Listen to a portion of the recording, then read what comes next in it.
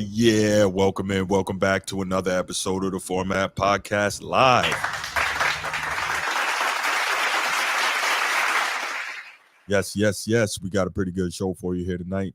Might not be too long. Might not be as long as last week. I know I went kind of crazy towards the end there, but I had to drop the science for you all.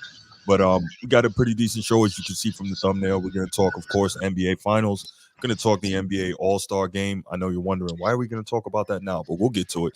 And we're going to talk Trevor Lawrence's new deal. But before we get to that, you know what time it is. If you're here on YouTube and you haven't already, please make sure you go ahead, click that like, that subscribe, that notification bell. Make sure you're kept up to date whenever we drop new content on the channel. If you want the audio-only version of the podcast, open up your audio podcast platform, hit the search bar, type in The Format Podcast, and we should come right up. If you're enjoying the content, make sure you give us that like, that 5-star review, and drop a comment. All that stuff helps us rise in the algorithm, helps us find more sports fans, helps more sports fans find us. And finally, make sure you write it down, put it in your phone, set an alarm, do whatever you got to do to remember. Saturday nights at 7 p.m. we are live here on the Format Podcast, and we'll give you the opportunity to call in, talk to us, get at me. I love it. I can't wait.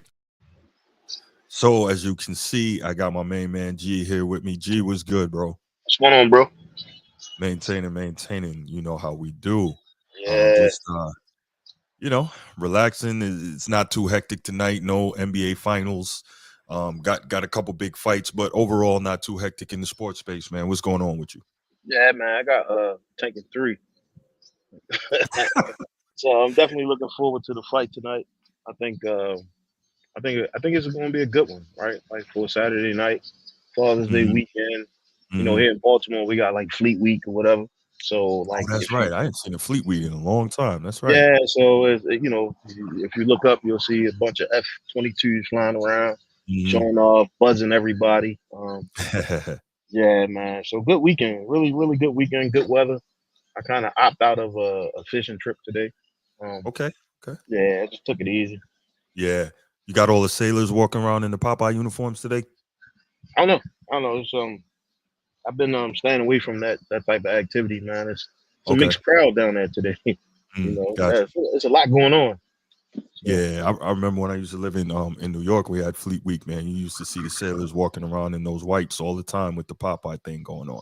Yeah. Damn, they used to be all over Manhattan when they come in there. But it was cool. They definitely deserve that opportunity to go ahead and I guess strut their stuff and do their thing. They're putting in their work just like everybody else. Well, not like soldiers, but Yeah.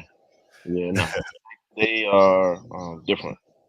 Definitely. Yo, speaking of that, Army Navy is that in Baltimore this year, or is that at FedEx Field? I'm not sure. I think it's going to be in FedEx. This year. I think it's in FedEx. Okay. I can always do a quick Google search. Right. Bing. I should say Bing. Bing a little smarter than Google. I like Bing. I don't know. Bing is legit, man. Yeah, Bing is legit. Yeah. So yeah, you mentioned earlier we got this Frank Martin and Gervonta Tank Davis fight tonight, and I really, full disclosure, I was gonna do a segment on that, but I got held up, got behind, so I didn't have enough time to really properly prep for that. But I definitely am looking forward to that fight. Obviously, Tank coming off the knockout win over Ryan Garcia before Ryan Garcia moved up in weight and all the other stuff went on with him, but Tank is, you and I were talking before we hit the button, man. Tank Garcia, that dude is not Tank Garcia. Tank Davis, he is legit. And just so the people listening, they know one of the things about him that really surprised me. Obviously, I knew he had great knockout power in both hands, but the more you watch him fight, the more you realize how technically sound a boxer he is. A lot of times the punchers aren't great technicians, but he is an actual tactician in there. And I know you've been familiar with him for a long time, him being from B-more and all that. What are your thoughts on Tank and like what makes him so good? I would say, this guy been doing this thing for so long, right? 8. Said he been fighting since he was 8. And I remember seeing there's here and there little videos of him when he was younger. I guess he was around that age. A little short, stocky dude. I mean, he might have grew like maybe 2 or 3 inches from the last time I remember Okay. him when he was smaller, right? That's a joke, Right. bad joke, but uh, yeah, man, like he's been doing this thing for a long time, Mm-hmm. and one of the things that I think, I think I call this when we talk. I said this was a tune-up fight for him, right? Mm-hmm. He had a lot of stuff going on with the law and Yeah. being arrested and serving Mm-hmm. time, and now this is the first fight back since serving. I think it was like 90 days, Yeah. 90 days sentence or what have you, and so I'm just saying a different tank, man. Like he's more vocal now that he's not under Mayweather anymore. Mm-hmm. Uh, the city is behind him. A Mm-hmm. lot of people travel. I have a lot of relatives that's going to Vegas to watch this fight tonight. Okay. Um, and so he has a lot of following, and when he talk, he speak from he sound like he's from Baltimore, bro. Yes, he does. Through, man, 100%. Yeah. Uh, but I don't know, man. Like he's just good to watch. I don't know if you've been watching all of his fights, but I I haven't typically watched all buy of all it. of. I watch every last one of them. I go Mm-hmm. back and watch them, Mm-hmm. and it's he normally take them down like between the sixth and eighth round, Yeah. right? But for whatever reason, this might be a 3 round knockout. Well, Yeah. because like we were talking about before the camera went on here, Frank Martin, he's tough, and he's 18-0. He's got 12 knockouts of his own. I was looking at his rundown. He don't have a lot of big names. He does not have a lot of big names on his resume, but he obviously is a very good fighter as well. He's got some power, not elite power like Tank. But just watching those two in the face off, it's like, man, Tank is a small guy next to Frank Martin. Most of the time, you see lightweights or junior welters, and you're like, they don't look that big, but Frank Martin looks significantly larger than Tank Davis. And so it's making me wonder, even though we know Tank has elite power and he has great accuracy to land where they need to be, is he going to have enough power to take down a guy that's that much bigger than him? So that to me is kind of a curiosity. Oh, I mean, I've looked at, man, it's just me, it's any given day with boxing, right? But I Yeah, remember absolutely. Mike gravitating to Tank, and one of the things he said was just because Tank is small, so much smaller than a lot of his opponents, he Hmm. push off from the ground and Yeah, punch, kind of like what Mike was doing, and that's right. that's where he get a lot of his power from. Hmm. I think under Mayweather, he was able to develop some or take some skills from him, right? Hmm. One of the best to ever do it. Yeah, Um, and so you put all that together, you got the power of, a smaller Tyson with the skill set of a Mayweather or such, and then his camp does a really, really good job of preparing for each fight. they really They, do. they take away the strengths from their opponent, or they actually practice the counter of the fight on the fights, right? They Hmm. practice what you do best. They take that from you and then put a counter there. And a lot of, I don't know if you watch any of his fights, but you'll see like on a lot of his fights, he'll be practicing how he's going to stop the fight during like the pregame, right? Mm, When he's okay. swimming and he's working the pads, he'll show you how he's going to stop the fight, and then you'll watch the fight and you'll be like, oh my gosh, he was practicing that way before we even, way before the fight started, and he ended up stopping the guy with the same combo that he was practicing. So, like I said, hats off to his team and his camp. They do a really good job of preparing him for each fight. And Hmm. I'm gonna say three. I'm gonna say 3 rounds, but normally like Tank a six to eight guy. He Yeah. pulls fights out around that time. So Hmm. Frank Martin, I don't know, man. Like I couldn't put my money on him, but you Hmm. know, I pray for the brother because He's a tough guy. He's a good I fighter. want I want everybody to win. Like you said, he's size wise, he looked like he's a lot bigger than Mhm. Tank, but that doesn't matter, man. Like that doesn't matter. So I see Bruce Harrington in the chat. What's up, Bruce? Um, Size don't matter. It's the fight in the dog, and I get that to an extent, but at the same time, like we can say size doesn't matter, but physics does. And at the end of the day, like you can have all the power in the world, but when you are dealing with somebody who, and I'm not saying that Tank can't put him down or Tank can't win this fight, but when you're dealing with somebody who significantly outsizes you, it changes the way your power works just because of the physics. Now, again, I'm not saying that, so let me say this. I wouldn't bet against Tank in this fight just because his Gotcha. resume, how skilled he is, how much power he has, what he has proven against a better resume in his time as a professional, it wouldn't be smart to bet against him. And like G said, you look at the power, you look at the way his team prepares him pre-fight, you look at how he basically scripts out how he is going to take out a particular opponent. I get all that. So again, I wouldn't bet against Tank. I'm just saying it's not quite it's not quite right to say that size doesn't matter. But that's just my thought. Yeah, I get it. Seems like you have a mustard seed of doubt. I think anytime you're dealing with boxing, you got to have a mustard seed of doubt, right? I think G and I were talking about that a little bit ago. You might have missed it. Buster Douglas made it so everybody should have a mustard seed of doubt. I'll just leave it there. It's on Rockman. Hasim Rockman, that's right. So anybody can land that one punch that gets the job done. It's a fight. Anything can happen, right? So it's not about betting against Tank. It's about we'll see. That's all I'm saying. We'll see. That's why they have the fights. Second major fighting. Yeah, my bad. Go ahead, G. I think what Frank Martin is 18-0, another undefeated boxer, and so it should be a good fight. It will be a good fight. I mean, think so. Anytime Tank fighting somebody is a good fight. It doesn't matter who it is. He could be hitting a bag, right? right. And that's just how the city is here, man. Like everybody, I got relatives that just they fly out to see Tank wherever he's at. I think we talked about that. Yeah. But it'll be a good fight. The undercard looks to be pretty good with that Benavidez fight. I was gonna go there next. Mm-hmm. Yeah, the other three I'm not too certain about. I haven't. But you never know, right? Like Triple G, I remember he was an undercard fight for Mayweather, and you see him. He became a big name in boxing. So should be a good one. Fair enough. Yeah. So you mentioned the undercard. Obviously, Tank is the main event. The undercard is a guy that could be a main event in many other situations, and that is David Benavidez, the Mexican Monster, as nicknamed by Iron Mike Tyson himself, versus was it Alexander Vozdik? That's how you say it, I believe. I see your face, man. I see your face. But you handle that. Yeah.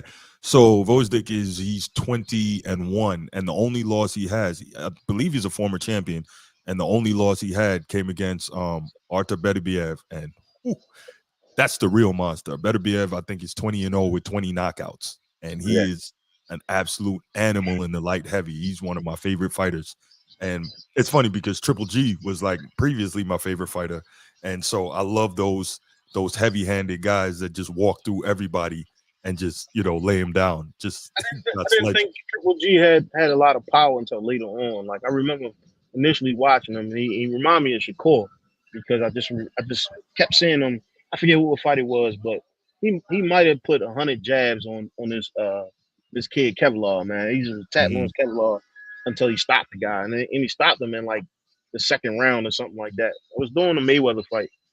Okay. Mayweather and Pacquiao, Manny Pacquiao fight. Yep, that was my first time seeing Triple G fight. So I was watching Triple G for years, and Triple G, he always had power. He was they used to call him boxing's boogeyman. He was knocking everybody out, and until I think Canelo or Daniel Jacobs stopped the knockout streak, but he was beating the brakes off of people. He was knocking people out, headshots, body blows, and I mean he was an animal. And Canelo was running from him for a minute. But anyway, so now you got Benavidez and Vozdik, and that should be a very good one. Benavidez is another monster. But what I love about him, he spent his whole career at 168 trying to get the Canelo fight, and then Canelo ran away from that. Excuse me. And so now he's at 175 looking for this fight here. And what I love about Benavidez, if you watch this dude, for his size, he got elite hand speed and power. So he can knock you out, but he can throw what they call it punches and bunches. He has really, really good fast combinations for a guy that big. So you like to see it. And it's funny, I don't have a clip. He was on First Take earlier in the week, I think a day or two ago. And he flat out said that Canelo been running from him. And I'm like, That's true. Canelo took a page out of the Floyd playbook, right? He's he's not fighting dudes when he should fight them. Like if you watch the Triple G thing, he wasn't going to fight Triple G at all until Triple G literally got in the ring after one of his fights and challenged him publicly. So what was he going to do? He couldn't duck that then. Then when he fought him, he was on his bike the whole fight. He should have lost that first fight. Then the second fight, it was a robbery, and it turned out to be a draw, which that shouldn't have happened. And then he waits like 4 years when Triple G's already like 5 years older than him. He waits like 4 years for the third fight, the rubber match, and he makes him come up to 168 when Triple G fought his whole career at 160. So he's using all those different moves and machinations to manipulate the thing. So now the Triple G stuff is over. He won 2 out of the 3. Okay, so be it. Can't go back and change that. But now you see Canelo when he went up to light heavyweight and he won the championship there when he beat Sergey Kovalev. He didn't fight Crusher Kovalev. He fought an old on the way out looking for a payday Sergey Kovalev, right? And it's still he was in some trouble in that fight, but he got to him in the 11th round. So I mean, look, credit for going up and fighting him and beating him, but he didn't fight him when he should have. So then now you got this Benavidez thing, and Canelo was with, I believe he was with DAZN. That was his promoter before, and they were saying you got to fight Benavidez. He left that promotion deal so he wouldn't have to fight Benavidez. That's crazy. And so hopefully it still happens, but I really don't believe that he wants to. I don't think he wants that fight. But that's me. But anyway, we got Benavidez and Vosdick tonight, and that should be.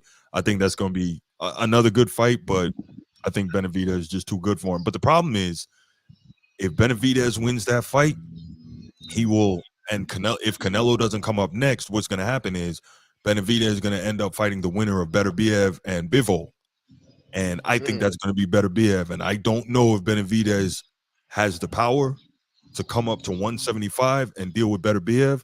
And I don't know if at 175 he can deal with Beterbiev's power. So I would hope that the Canelo fight comes through first, but that's just me. So yeah, we got two really good fights tonight. Looking forward to seeing those after we get off of this here. Yeah, you ready to do it and go ahead and talk some NBA finals? Yeah, man. All right, G. So from the beginning, you've been saying you got Dallas in 7, and I'm like, no. I had the Celtics in 6, but the way it was looking, obviously Celtics were up by 3, and I thought it was just a situation where the Celtics were proving that they had too much depth, they had too much defense on the perimeter, they had too many shot makers. 1 through 8 can make shots from 3, and I just felt like Dallas was just a bad matchup. So I was feeling like that game was that series was probably going to be over on Friday night, and lo and freaking behold, the Mavs just come out and destroy everything in sight and blow these dudes out, man. I'm gonna let you take it from here. Yeah. So Charles Barkley, the great Charles Barkley, said it was embarrassing to watch and it was unprofessional. I think anytime you have a situation where you got the opportunity to close it out, and these games they based off of momentum, right? And so, do you want to get Dallas started? Is the question, right? You don't. You don't want to get them started, right? And so we saw Luka step up his defense, start playing both sides of the court, knocking down a bunch of big shots. I think they pulled them like third quarter or something, like the last 2 minutes of the third quarter they pulled them. What does this mean? Really nothing. They still down 3-1. It's one game before they close it out for the Celtics. But a game where maybe Tatum steps up and he backs up the 30-point game that he had previously. It's a different game, but I mean the third largest blowout in NBA Finals history is not what we want to see during an NBA Finals. You have to remain competitive. Maybe the Mavs just had their number today. It was one of those things.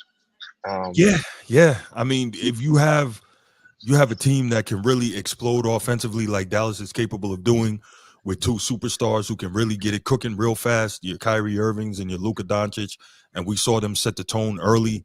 Kyrie comes out, hits the first bucket, and I think he finished with 21, 22, and he would have had more, but the game was a total blowout. So like you said, they pulled those guys in the third.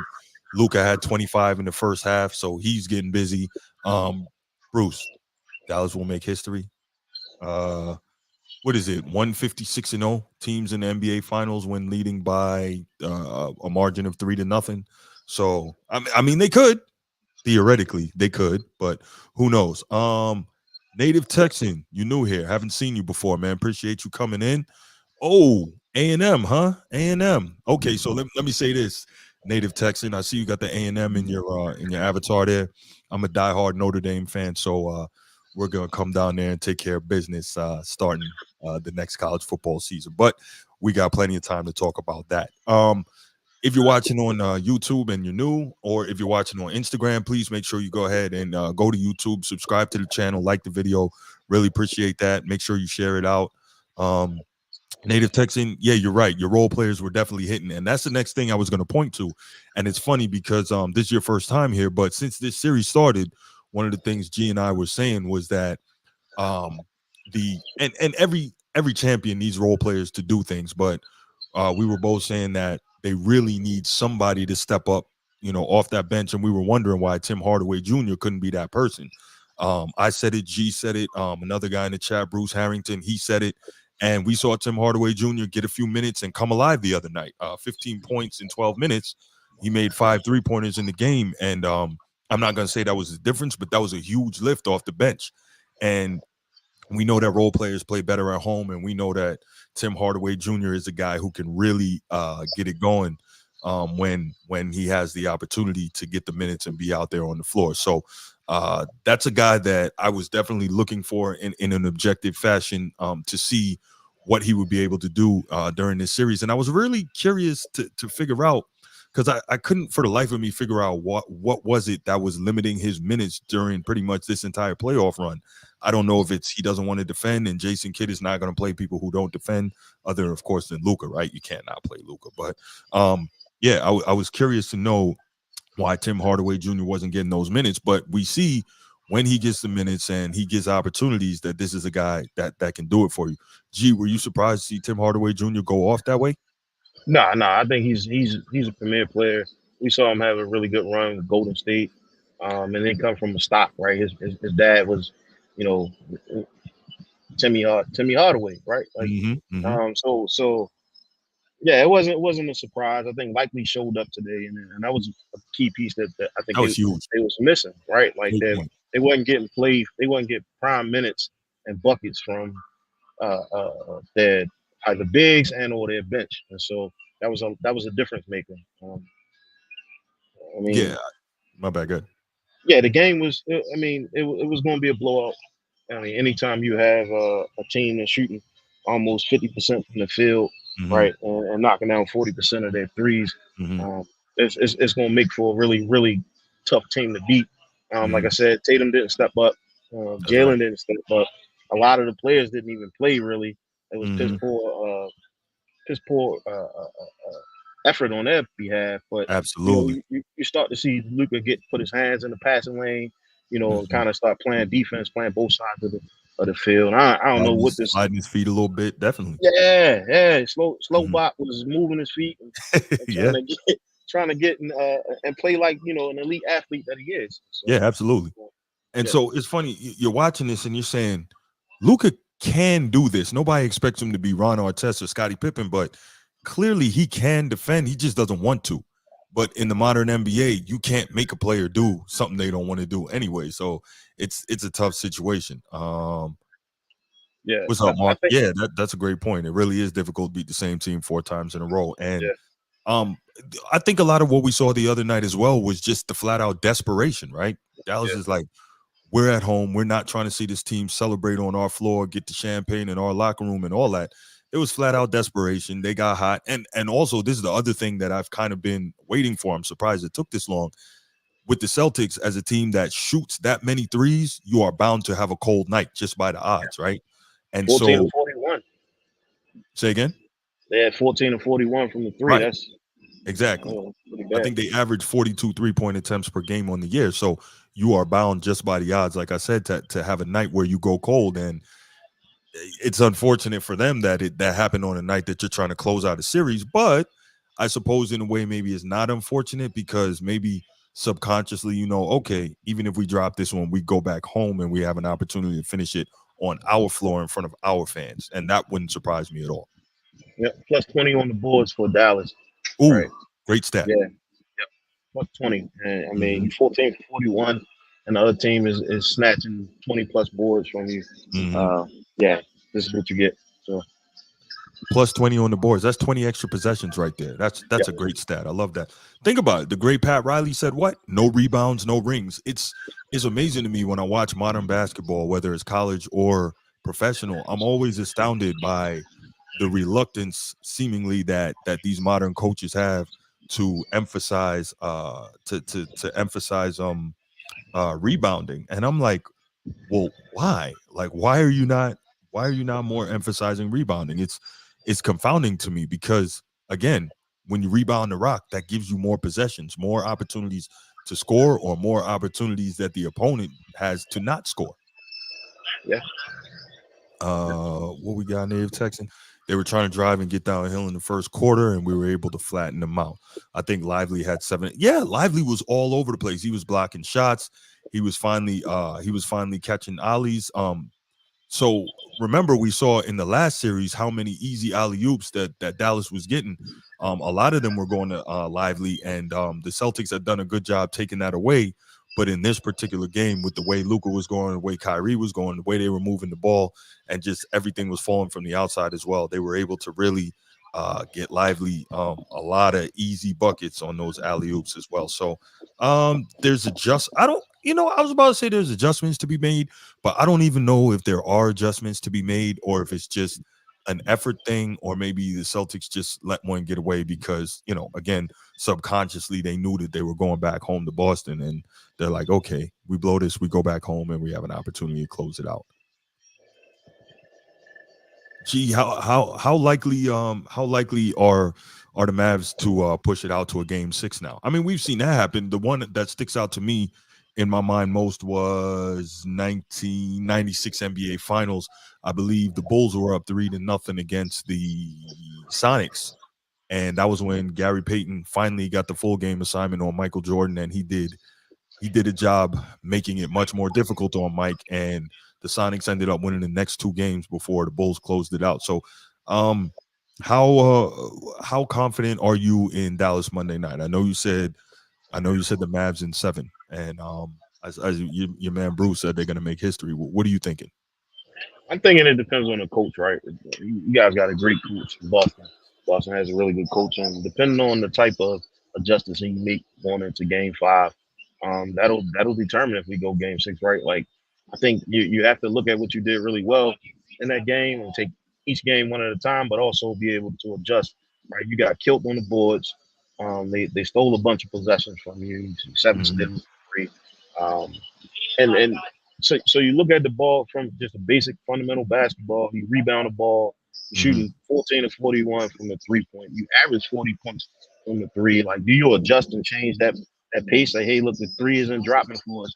Let's try something else. Or they open looks where they 4 shots. So it's a lot of things that can go and play. Now you got Dallas, they getting hot, right? You got the two best well, one of the best backcourts in the league right now with Hmm. Kyrie and Luka, and if both of them hitting on every cylinder, it's going to be tough to beat them in Game 7 if they make it that week. So it Hmm. depends on how these two guys come in that bench. Do Lively back this? Is he going to play back-to-back games? Was this just one of the beginning of we saw Boston come out and blow the doors off of Dallas the first game, right? That's right. Um, is this will this be one of those things where you see them drop 3-2 and then Hmm. three games as well and pull them in Game 7? So Game 7. I don't know, man. It's hard to say. I just watch every game. Like, you can't really say who's gonna play really well. I like how Luka did his adjustments. Jason Kidd called him out, and he was able to come back and back that, right? Like, you have to Hmm. be able to make these stops. And so it's interesting because it all falls under the coaches. It's all on the coaches and how well they adjust going into Game 5. Fair enough. Something I just thought about while you were talking and you were making some good points there is Kyrie is finally off the slide against Boston, right? So is that gonna maybe he's like, okay, now I can really play free. I don't have to think about that anymore. Now he goes back there. I mean, so what? He had 2 games ago, he had 35 in game 3, I think 35, and then he had the 21, which again would have been more in game 4 if it wasn't a total blowout. Now he goes back to Boston. What are you thinking? You think he shows up and has a big game finally in Boston? Me as a Kyrie fan, I want to see him cook. Right, I want to see Mm-hmm. him cook. I Yeah. want to see him tap dance on the Celtics logo. All No, these things, it don't have to be all that though. but but also right, like the just Uh-huh. the I'm not a fan of the Celtics and or the Dallas Mavericks, right? Like individual players, kind of where I thrive, Mm-hmm. and Kyrie is a wizard with the basketball in his hand. Yeah. And, so I definitely want to see him win, but also I know that Tatum don't possess that clutch gene, Mm-hmm. so it's going to be interesting to see how Jalen Brown and Kyrie play. That I think that'll be the determining factor. We didn't Mm-hmm. talk about Jalen Brown. I think he had more of an off game, right? He did. And that should be highlighted as well. He didn't play well at all. I think he finished with like 11 points or something like that. And so, yeah, absolutely. So, it, yeah, man. We really can't see the future right now because I don't know who gonna Right. play, who gonna tighten their shoestrings up even Mm-hmm. tighter. But just knowing Kyrie, man, I think you it's going to go 6 at least, right? 6 is normally when you up 3. I think history shows us like when a team is up 3-0, they normally like close out game 6. And Mm-hmm. so if they don't close out game 6, then we'll probably see a game 7 with Dallas hoisting the trophy. So you keep saying that, but the thing I'm saying about that, right, is that, and Mark said it earlier, it's really difficult to beat the same team 4 times in a row. And just, I think the physical and mental fatigue there in terms of fighting all the way back and then trying to finish it. I believe last season in the Eastern Conference Finals, Boston was down 0-3 against Miami. And they got it all the way back to game 7 in Boston, as a matter of fact. And then Miami pretty much smacked them around to end that series and get to the finals. So I think it just takes everything out of you to come all the way back out of that hole and then to still try to finish it, which may be why it's never been done before. Again, I love to quote the great Nelson Mandela, everything seems impossible until it is done. But as of right now, it's a pretty fair assumption that it's nearly impossible to do. Or, again, at some point, I think somebody's going to do it.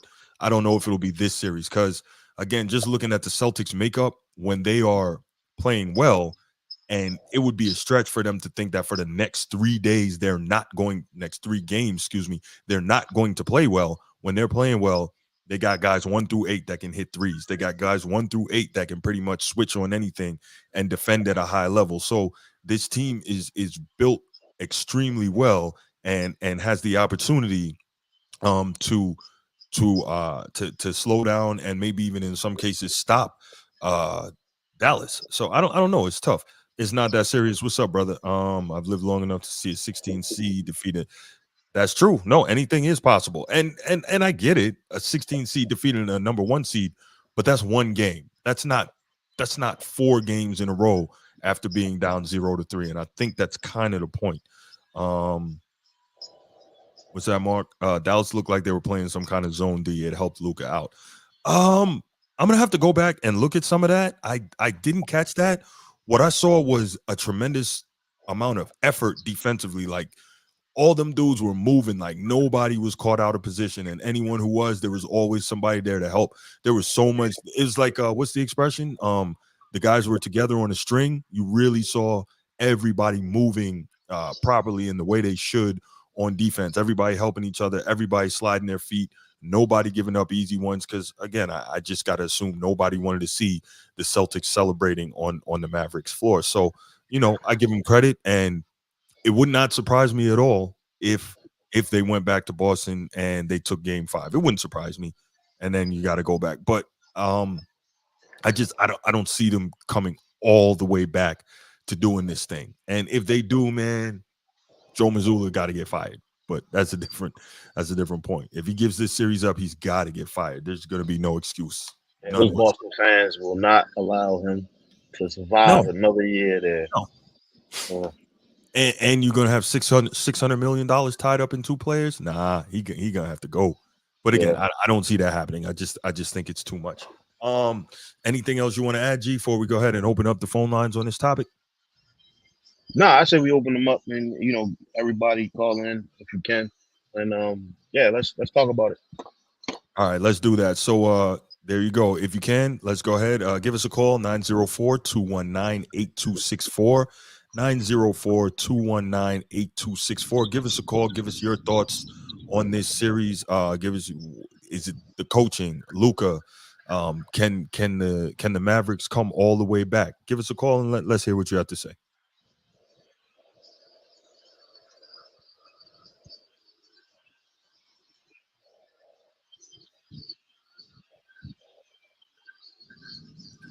That's an interesting comment, though, Mark. Dallas looked like they were playing some kind of zone D.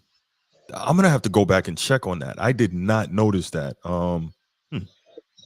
Yeah, one thing I did see on the defense, I love the way Luka came out. I guess he was tired of hearing all that stuff. He came out with legitimate defensive intensity.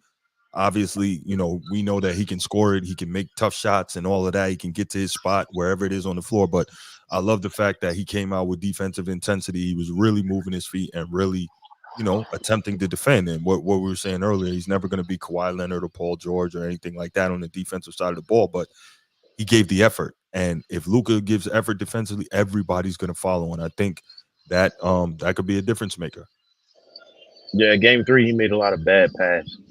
Passes. Yeah. It looked like a street ball game. He's just throwing stuff around, and so sometimes that's what it takes. But yep.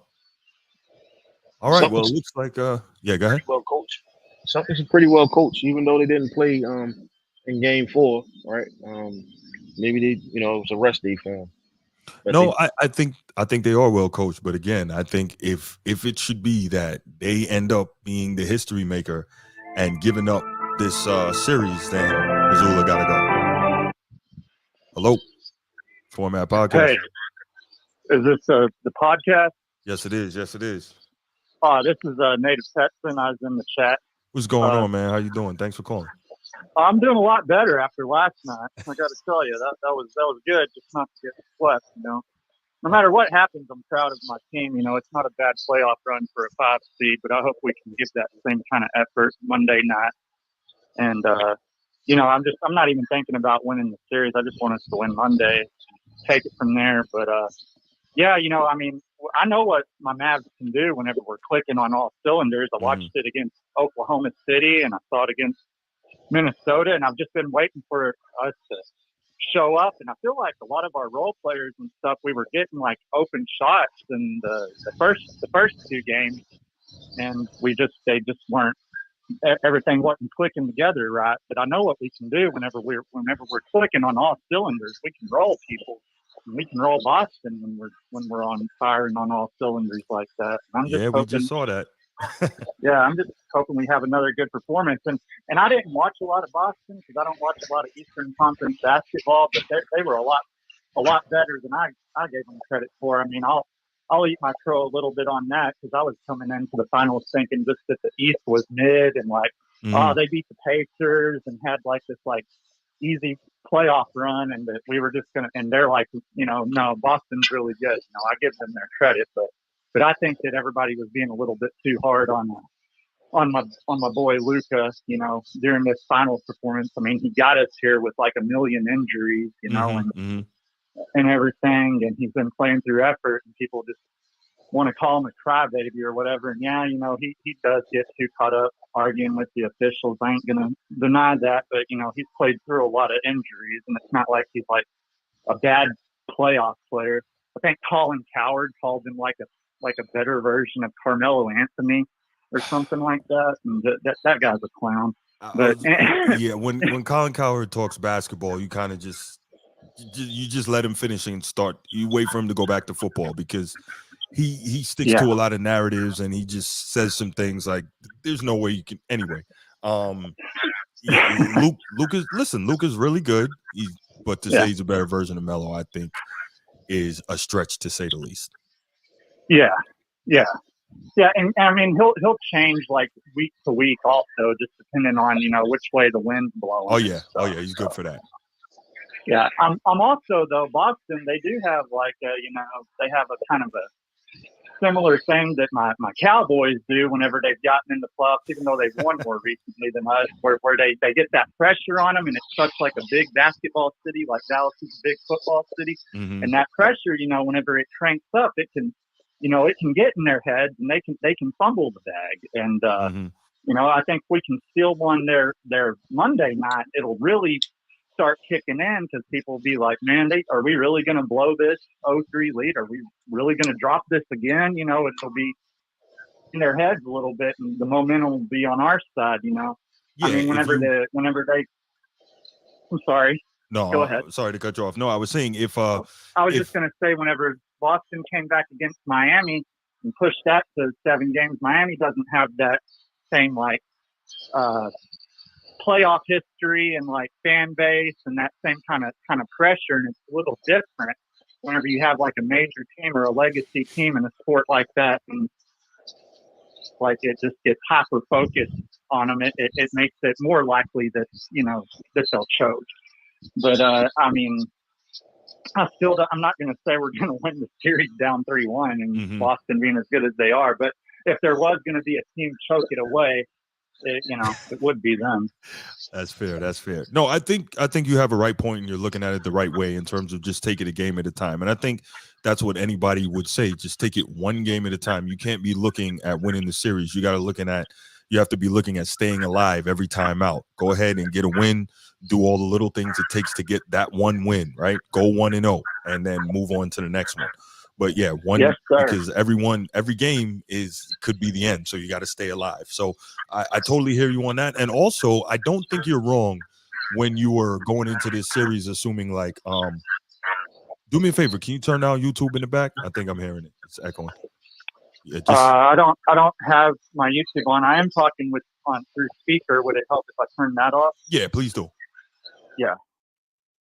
Okay. Yeah, thank you. So what yeah, absolutely. So what I was saying was, if you I'm sorry, I lost my thought for a second. What was I saying, G? I lost my train of thought. You're talking about the Eastern Conference and the Celtics road? Yeah. No, so I think you were 100% right, and you were fair in saying, Boston's had a cakewalk through the East. They're not battle tested like we are. We being that you're a Dallas fan, they're not battle tested like we are, and that we should have a legitimate opportunity to beat them. And I think a lot of people were thinking that way.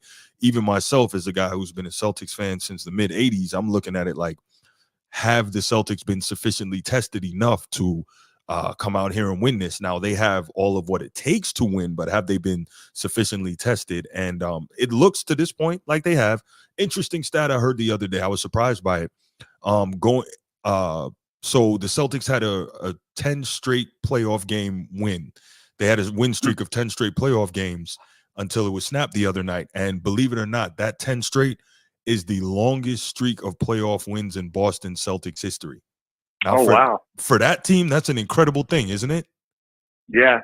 Yeah. So I was really shocked to hear that. You would have thought that maybe it would have been, Mr. Russell and his group, or Bird and his guys that might have previously held that record. But yeah, I was surprised to hear it. But yeah, I definitely don't think that you were wrong to think like the Celtics haven't been tested and we've been through the fire, and so we're more prepared to win this series. But again, one game at a time. And realistically, as someone who loves competition, obviously I want to see the Celtics win, but it would also be cool to see this thing kind of stretch out a little bit more and see see some really tough games. Obviously, you don't want to see the Celtics. I don't want to see the Celtics lose the series and make history in blowing this thing, but it would be interesting to say the least. It would be very interesting, and Game 7 would actually be on my birthday, scheduled to be played on my birthday. So I'm hoping that all lines up and is good karma for me. my Cowboys have put me through enough pain over the last 30 years. Maverick, please give me one. Give me something. Well, I tell you what, you're new to the channel, so you are not gonna like a lot of the things I've had to say about Dak Prescott over time. So you can go through the archives of the channel and look at some of the other videos, because I'm gonna tell you now, I've been very rough on that guy. So we'll see. But yeah. A lot of people are rough on him around here, believe me. Oh, well, there you go. There you go. Do you have anything else to add before I let you go, man? No, just I appreciate the podcast, and I like y'all, and I have this is my first time listening to y'all, but I think y'all are fair. It doesn't seem like y'all are really biased one way or the other, even though you are a Celtics fan. It seems like objective, good analysis, which is what I like. So I'll keep listening, and I'll share it around, and y'all guys take care. All right. Hey, I appreciate that, man. Thanks a lot. Stay with us. We got a couple other good topics coming up, and there will be some brief mention of Dak Prescott in the Trevor Lawrence segment. So, I'm not gonna rip him too bad, but he'll come up, and you'll get why when it happens. Quick question. All right, take care. Man, thanks for calling. Bye. All right. Do you think if KP would have played, right? Because I don't think he played. He didn't play, right? He didn't play. He sat, right? Nah, he didn't play. He didn't play. Yeah. Would have been a different outcome if no. No. Nah. Dallas was you saw it. They were determined they weren't gonna let that happen, and KP would not have made a difference. I can't see it. Put KP in as a decoy, pull out all the stops for the chip. So I get what you're saying. It's not that serious about putting Porzingis in as a decoy. The problem there is he becomes a defensive liability if he can't move. So it's like, how do you want to do that? I get it, offense, defense substitution, but you can't do it on every play. So I hear you, but I don't know if it would be the best move in terms of trying to win a game. I think you're still up 3-1. I think you're not in a rush to put him back in. You play the next game. If you lose, then maybe you legitimately consider it for game 6. And by game 6, he'll have had more than a week off, right, G? Yeah, pretty much. Yeah, 8-9 days off or something like that. So, you want to give him as much time as you possibly can. So yeah, I wouldn't worry too much about Porzingis, but I get your point though. All right, let's go and move to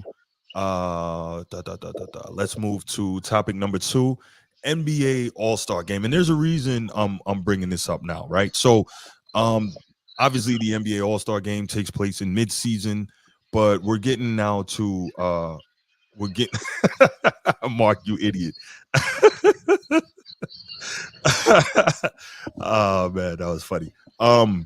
Yeah, Mark just texted me. He's a funny dude. But yeah, so we're getting to the end of the season. So you start looking at all the different things, and you know that during the off season there's going to be competition committee meetings and different things going on. And every year you don't want to rest on your laurels. You're always, if you have a business, no matter what type it is, you're trying to make the product better every year, right? And because you want growth year over year. I'm not a business guy, but I do know that, right? So you want growth year over year in every business. And Adam Silver has been he's stuck in a bad spot. So he's stuck in a bad spot in a way. So the NBA just basically got in position. I don't know if the deals are done, but it's estimated that the new TV and streaming rights deals will get the NBA $76 billion, which is freaking crazy, right? Actually, I was talking to Mark about this, and he kept telling me, he said, Brucey, look, the next deals are going to be gigantic. And I'm like, how are these next deals going to be gigantic when the viewership numbers are continually decreasing for the NBA? Like, who's paying for that? And he kept telling me, he's like, yo, Bruce, I'm telling you, those deals are going to be gigantic. These people are going to pay. And I'm like, nah, I don't believe you. You need more people. And lo and behold, as soon as it happened, he sent me a text with a screenshot like NBA about to do a $76 billion media deal. And I'm like, good God, why? But so not that I hate the NBA, but I'm like, to me, it doesn't make a whole lot of business sense to buy something for $76 billion when you see decreasing returns year over year. But anyway, one of the biggest things about that is the NBA All-Star Game, right? So we all loved if you watch the NBA for years, we all loved the All-Star game for all these years. And the All-Star game has always been a showcase of the best players in the league, right? It happens, you get a mid-season break and all that. But over the last 10 years, the All-Star game has gotten worse and worse. And they've been trying different things to try and make the All-Star game better and more competitive. They tried this Elam ending nonsense, which I still don't completely understand. Did you ever figure that out, G? The Elam ending in the All-Star game? Nah. Yeah, I had no idea what was going on there, but you had that, and then you had they switched it up, and instead of doing traditional East versus West, they started doing it like like playground or the gym, where you had two captains and they were picking guys, which LeBron loved, because that's what he's all about, is just trying to pick his team and stack it up, right? But so you got that, and then they went back to the traditional East versus West, and guys just don't play hard anymore, and it's pretty much just like a freaking 3-point shootout and a dunk exhibition. No defense, no effort anymore, and it's terrible. And so you saw, what? Before I go further with that, G, why don't you give me your thoughts on what the All-Star game has been over the last several years? First, tell me like what memories you have of the All-Star game growing up, and then what you've seen as of late. All right, so I look at like a lot of players playing to their strengths, and the showmanship of the All-Star game has kind of decreased. And I remember back when Shaq pretty much dunked on David Robinson. I knew you were gonna say that. Yeah, like kicked him under the he tried to kill him. Like so like, and then you'll see like players that play down low, they play real extremely chippy, and now like you said, it just turned into a pretty much an exhibition game where it's just all threes and dunks, right? Mm-hmm. And there's no real toughness displayed. Like there's no real toughness displayed. There's a lot of softball being played, so to speak. But yeah, do I think it's going to change? I don't know what they can do with that. Maybe incentivize the players in their contracts. Maybe like, hey, you win X amount of dollars if you go to the All-Star game or drop X amount of points.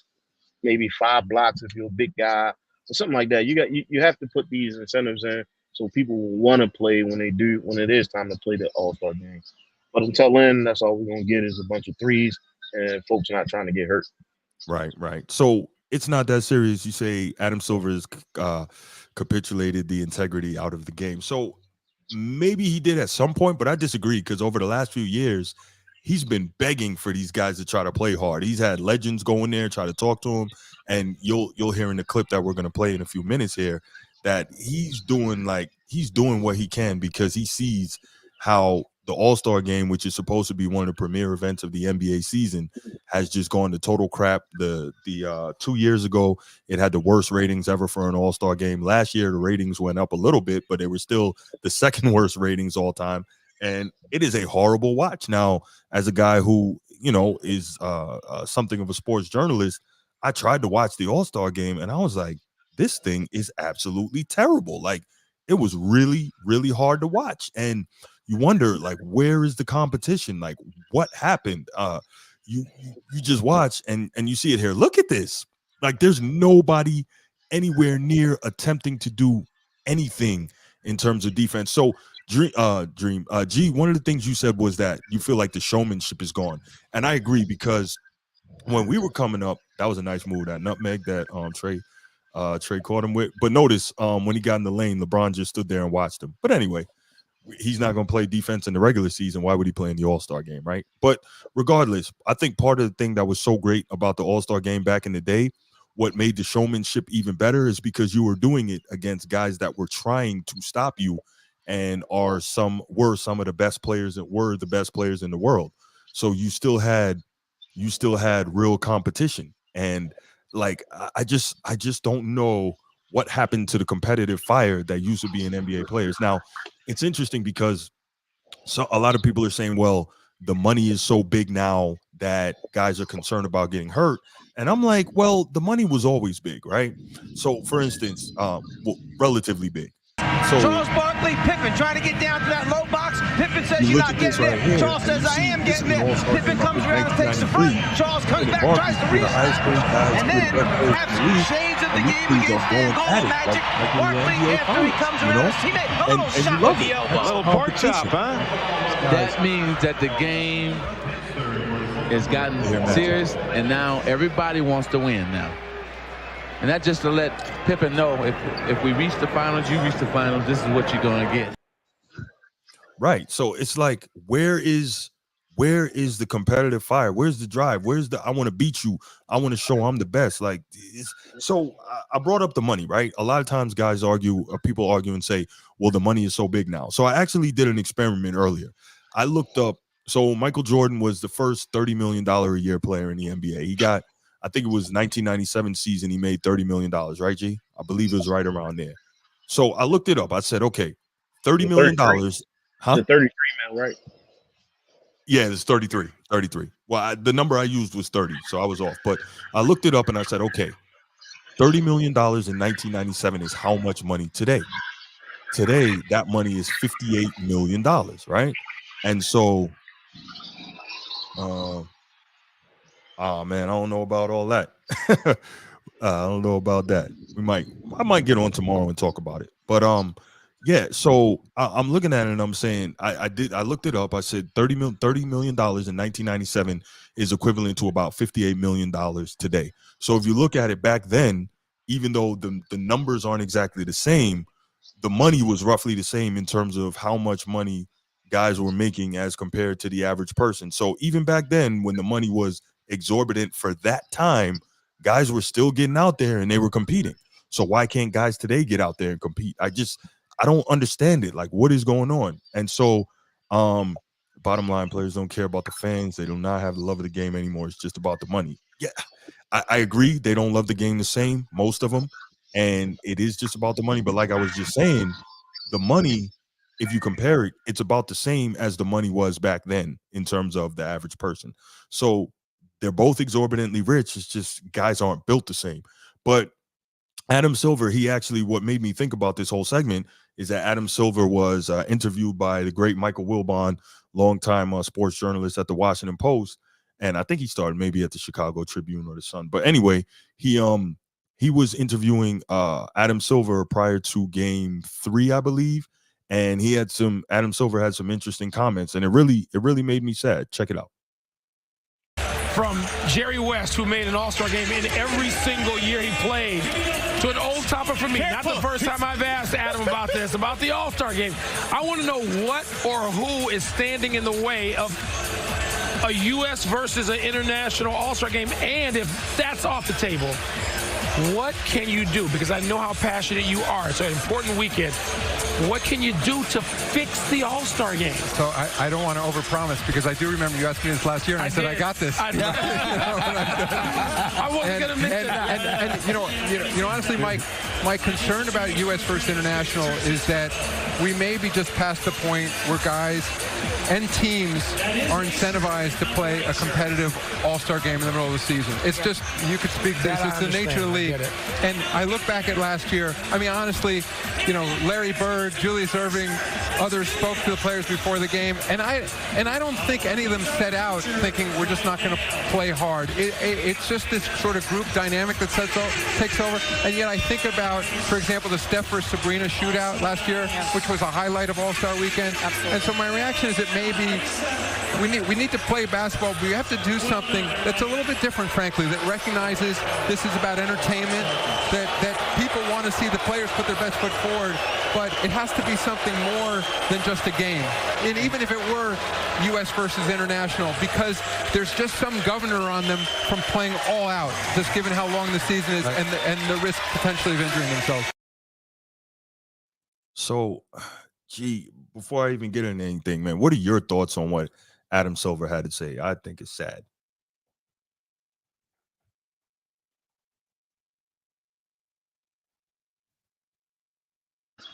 I don't think he has a clue on how to make the All-Star game better. As we seen, he's just trying a whole bunch of stuff. It's like throwing spaghetti up against the wall to see what sticks. Mm-hmm. And so, as you said earlier, with the the street ball version of it, and we'll let player captains choose who plays in the All-Star game. I think that was more of a U.S. style of making the game more competitive, right? You have two of your most highest paid players become the captain, and then everyone, and then you get to pick. There's a little segment about that, but as far as the U.S. versus international, I don't think that's going to produce anything other than what it already has, and it's going to continue to tank until they start thinking outside the box and looking at ways to kind of change the game within the regular season so they can be actually more competitive, right? The game has changed so much now, and it's this is what you get, right? Exhibition game that really doesn't mean anything. So the question is, well, first, like, I guess my first question is, why should these guys need to be incentivized to go out here and do their job? For instance, isn't it enough incentive that making the All-Star team gets you a boost in your pay during your next contract? Like, Does it? that should be incentive. That's How the about question. the next Does it? incentive? Yeah, go ahead. I don't know if it does, right? Like I think if you go out and you're a 2010 player, you're gonna get paid. Like we seeing now with the guy from the Celtics, Dark White, I believe that's his name, or maybe replacing Kawhi Leonard as the on the USA team if he can't play. How did they come about picking this guy? And so they're not putting the gritty.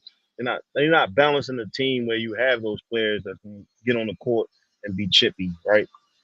Coaches, fans like to see. I'm sorry, fans like to see a chippy game where there's a lot of intensity. There's no intensity. All the clips that you played, you see guys like just letting people shoot. They're not like hustling back on defense. And until you can replace those guys with somebody that's going to really play, and it falls on the coach, right? If you're not getting back on defense on the All-Star game, you should be subbed out. But their brand is what keeps them on the court. And so, do I need to play defense? No. They just got me here so I don't get hurt.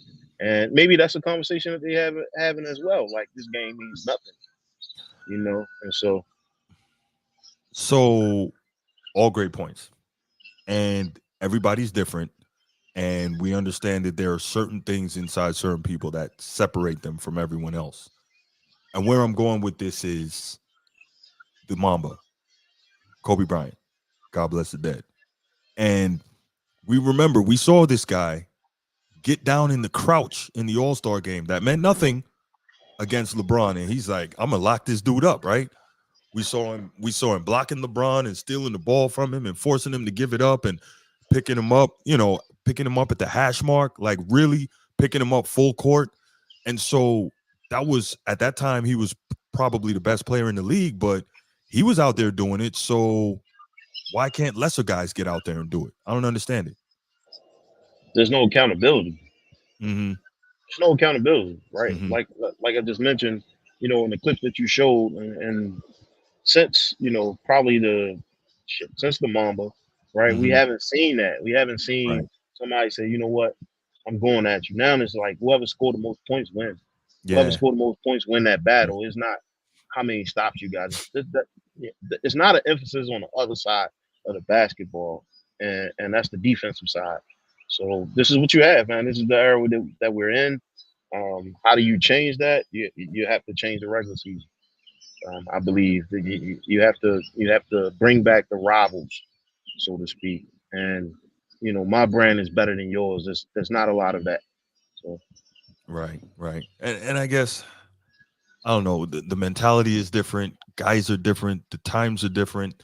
And so I think on the whole, societally, and not to make this a whole dissertation, but on the whole, societally, we're just not breeding the type of people. It's not the type of time that breeds the type of people that creates your Kobe's and your Jordans and your Birds and your Isaiahs and those guys. It's just different. And it's, I guess, the same thing. Like, I'm sure if my dad was around, he would tell me, that our generation not as good or as diligent or as tough or as hardworking as his generation, and his father would say the same thing. And we see it. People are getting progressively weaker and lazier, and so on and so forth.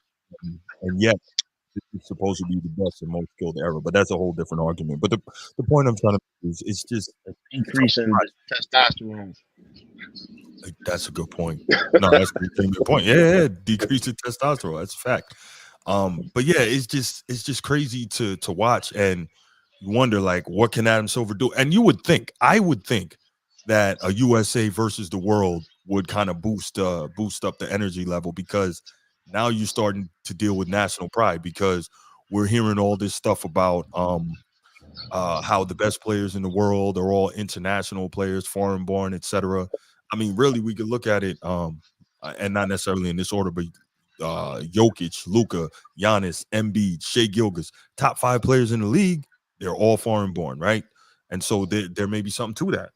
And so you would think that maybe if you start doing, I think you should try it once, right? You should try that USA versus international and really see, because if the US gets beat, which I think they very well might, then you would see the following year, you would see a change in mentality, because I don't know that they would allow that to go on too long, because some level of pride has to kick in at some point, right?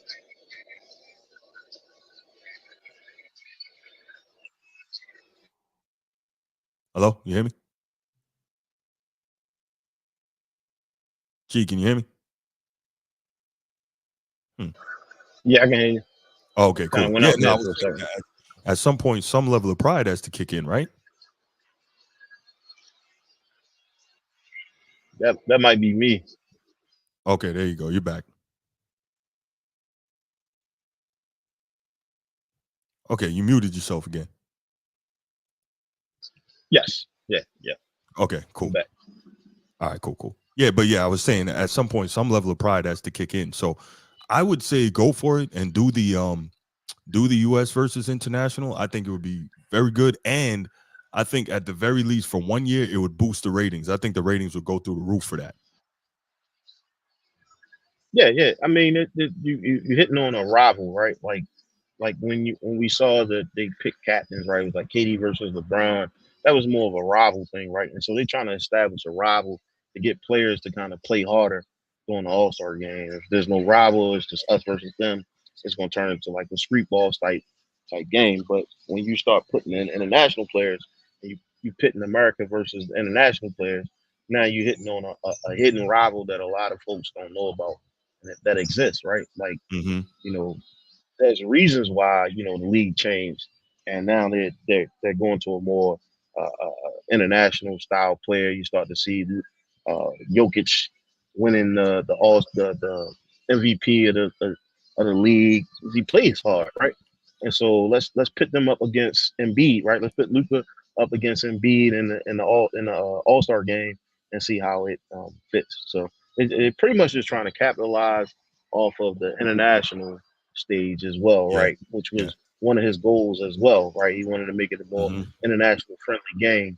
And so, I mean, from a business standpoint, it makes sense, right? But is that going to bring back, the chippiness, the defense? I don't know. If they decide to do it, we'll have to see. Well, all I know is they need to do something. But at the same time, I'm starting to think the NBA doesn't really care, and they're just pretending, because no matter what product they put out there, they're still getting the money. It's a decreasing TV product, but yet they still got $76 billion in the media rights deal. So I don't know that they care too much. Business is good. I mean, we seen when the split from the ABA split, or I'm sorry, not the split, but the integration of the ABA and that changed. Yeah, the merger changed the game, right? And now they're trying to figure out another way to probably make it more enjoyable for the fans. All these are really great points by Will Barn. I think Adam just, he kind of sidestepped the question a little bit. You got to try. I mean, if you can try, like, hey, we're gonna pick 2 captains and they're gonna pick the team. I don't really care about what's the outcome of the All-Star game. So you guys do what y'all think is best because y'all the players. But yeah, I don't know. Until we get some level of competitiveness, you see guys getting up and down. And I said this multiple times, getting up and down the court and playing and talking stuff on the court. That's not happening. So this is what we get.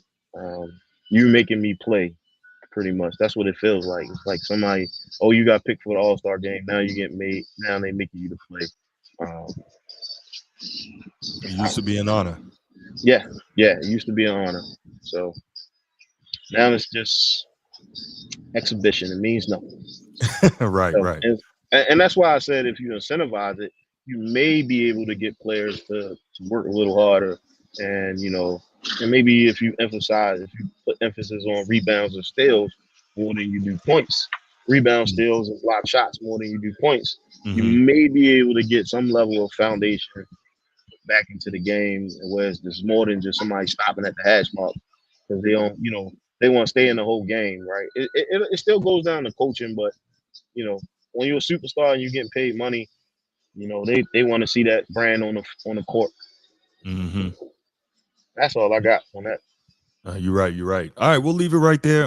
Anybody wants to call in, give us your thoughts on the state of the All-Star game and what you think the NBA might be able to do in order to make it a better product and try to save it before it ends up going the way of the NFL Pro Bowl. Give us a call, 904-219-8264. 904-219-8264. Give us a call. Hopefully we can hear your thoughts on this before we go on to the last topic of the night.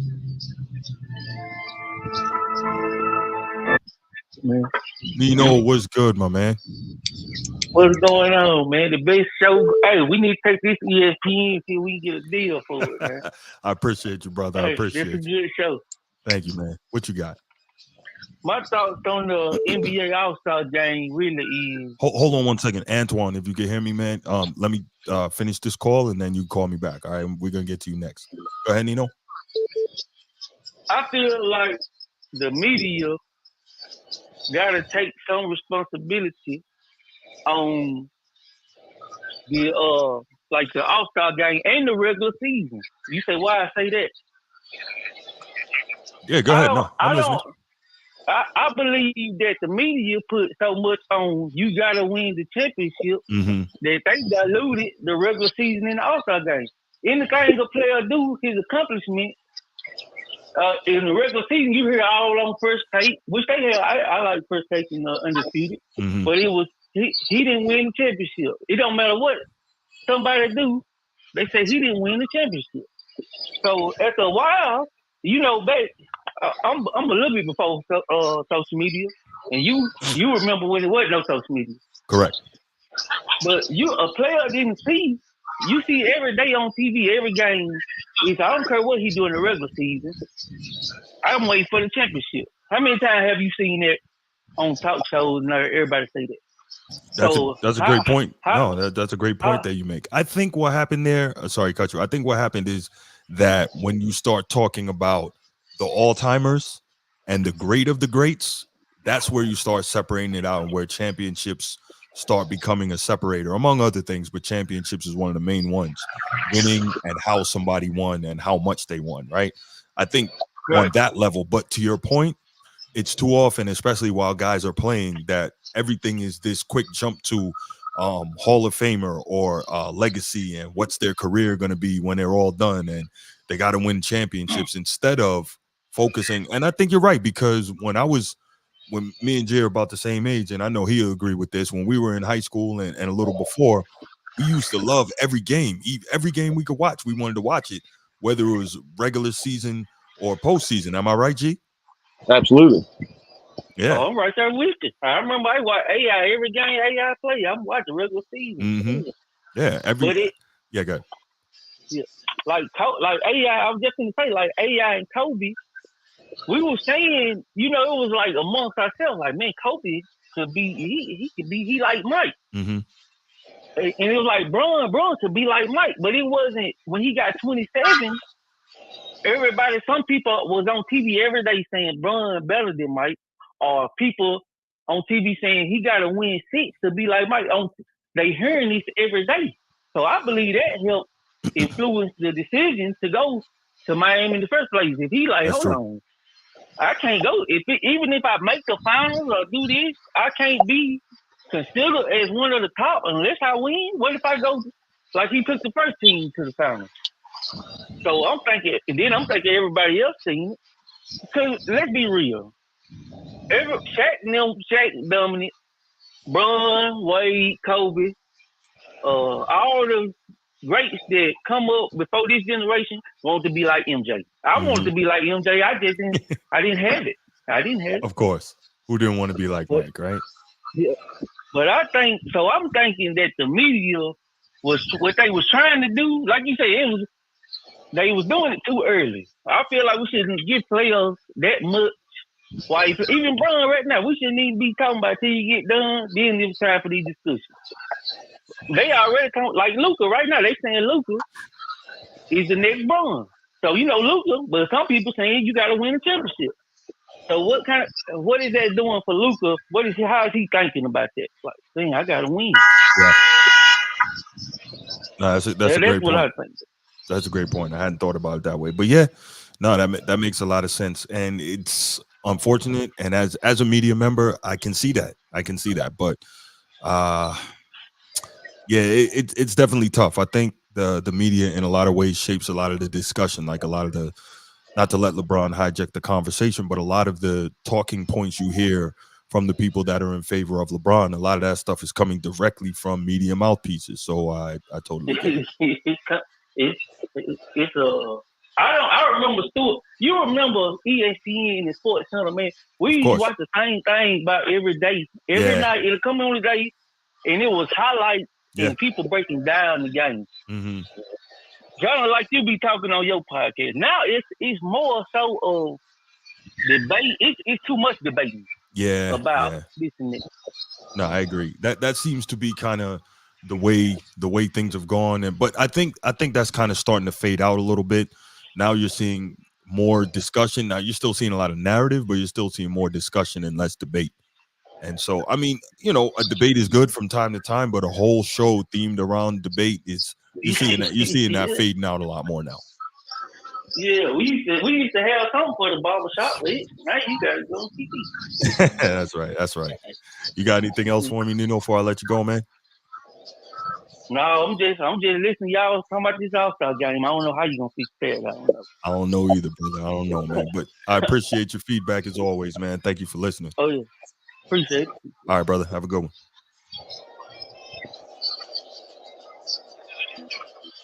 Antoine, go ahead. Give me a call back if you're still available. I'd love to hear your thoughts on this, man. G, what you think about what Nino had to say, man? I think he was spot on. I think he was too. Yeah, he was spot on. And it's tough as a media member and somebody who went to school for this and all that. And I guess the whole point is you got to be objective and all that. It's tough sometimes to hear, when somebody says, "Hey, the media has a major responsibility in some of this stuff that we're seeing," and it's true though. If you're going to be objective, you got to be able to see both sides, and you got to be able to admit, when you're wrong. And he had a very good point there. I think the NFL suffers also from the same type of narratives that they push, especially when it comes to. I'm gonna go ahead and take this call, man. Hold that thought, G. Antoine, what's good? How's it going? Can you hear me clear? Yes, sir. Okay. Regarding this topic, man, this is for me. I'm sorry, say again. And I said for me, regarding the changes to the All-Star game is a difficult one because I can tell that UMG probably grew up in it. I think we all grew up in the same era when they had pride in what they did. Mm-hmm. The All-Star game, it was an exhibition, for the fans, and there was an excitement for that. But when that fourth quarter came, they played because at the end of the day, it was about competition, like, who was the best in the East, who was the best in the West, and, so it was almost like a precursor to what the finals was going to be like, whether it was MJ or Magic, whatever. They really went at each other in that fourth quarter. And to G's point, and I wanted to say it, but he said it better than I could say it. I think that died with Kobe, and I'm not in the no pun with that, obviously. Right. But right. It, as far as the competitiveness and stuff like that, mm-hmm. and you seen MJ pass him the torch. You seen Kobe carry that torch. And I think that torch dropped and fizzled out with Kobe. Can I ask you something before you go on? Go for it. All right, so I know that I'm known as a LeBron hater. Whatever, I got to wear that. I'm not. I tell the truth about him, but I got to wear that. But do you think, in all seriousness, that because we all see that LeBron lacks the competitive drive like those other all-timers, right? We know he doesn't have that, which is why he's always tried to skirt competition, right? Do you think that the other players coming up behind him have seen that and subconsciously kind of fallen into that as well in terms of lacking the competitiveness? I look at it from this perspective, and I use this analogy. And this is directly towards LeBron. You know how parents have a kid, and instead of letting they yes me yes and they no me no, kid might complain, and then they don't punish them like they said they would, and they keep doing it, and they keep doing it, and keep doing it, and eventually that kid doesn't have no respect for their discipline because they've been allowed to get away with so many things that they said they can get disciplined for. To me, that's what the NBA is like today. It's like with the empowerment and stuff like that. And should these players get more money and stuff like that? To me, that goes to MJ, Barkley, all them players, because Jordan is on such a whole other level. He actually put a clause in his contract that he has to have love for the game. Yep. So he was on a whole other level. He loved the game. He loved the fans.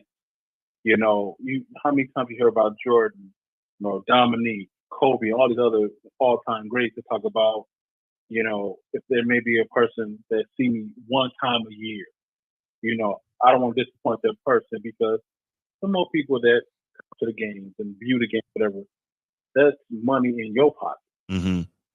And it seems like this generation has a gross disconnect from that because they've benefited from the sacrifices of players before them. Mm-hmm. They don't understand the grind. I remember something I said to my son. I said I gave the juxtaposition between our generation. When we had to do book reports, stuff like that, we had to go to the library. We had to get the encyclopedia and the reference work and study those books and then put the information. They can Google stuff. That's right. And get it at an instant or YouTube it or whatever. Mm-hmm. So for us, when we got information, it stayed with us because we had to work for it.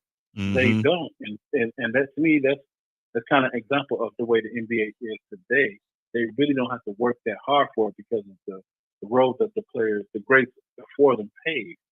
Whether it's, they talk about the private jet, stuff like that. When these players was wearing Chuck Taylors and cramped up on regular buses to get the game. So the mindset, the drive that to make things better, to do better, to beat the competition isn't there. And it's grossly displayed in all the antics. I don't want to say antics, but all the different tricks and whatever that Adam Silver is trying to do today to basically, acquiesce to these players it's hard for me to. I don't know how to explain it in the right way. No, I get what you're saying, and it's a great point and a great analogy. I hadn't thought about that. And so now he didn't back himself into a corner. It's like he don't know what decision to make, because they talk about that big contract, and I'm glad you brought that out. But is those really true numbers? Because the viewership is not there, and I think they probably did in a way where like all the things they see online, the different views they get online from different stuff and how that's cut up. I don't know if that has something to do with their content. TV viewing numbers are grossly low. So I don't know what they're doing or how they're getting these numbers or how they're working that out. But everything about the NBA financially is inflated, but the product isn't good at all. There's no integrity to play the game the right way. And how can you? I mean, like, of course, if I think about Jaylen Brown and his big contract, how do you incentivize someone that's making $300 million? I don't know. And that's not endorsements or anything else like that. That's just his NBA contract. So I think they're paying him stuff into a corner that I don't think they can get out of. And the way this is going, I think it's going to get worse and worse. I mean, frankly, as it pertains to the All-Star game, I did not give it any attention at all. I watched other people commentate on it, but I had no desire to watch it. I had other things to do because it's not interesting or exciting. Yeah. You know, it's exhibition game meant fun. And today, it doesn't mean anything at all because the players display that when they go on the court. I got you. No, great points. Great points. G, do you have anything to add to that? You muted, bro. Just spitballing here, but I think because there's such a heavy emphasis on offense, maybe during the All-Star game, you kind of shine a light or you highlight more defensive players in the All-Star game, right? And let's say, for instance, you do have those 5 on your team of 10. You have those 5 really good offensive players, but then you also have like the 5 other defensive players as well, and not always just put the best offensive teams together, right? Like that's typically what happens. You put some dogs in there that can also defend and see how the All-Star game goes. But I thought he made some solid points, and I definitely agree with him. It's really hard to fix this problem here. Yeah, I agree. Antoine, you got anything else to add before I let you go, man? Great call. Oh no, man! Enjoying the show, man, and enjoying the content. I'll just add this before I go, man. They need to find a way to incentivize defense because if they don't, the league will die. I'm with you. I just don't know how they do it. But that said, I don't know if the league will die. And the reason I say that is because they know who their target demographic is, right?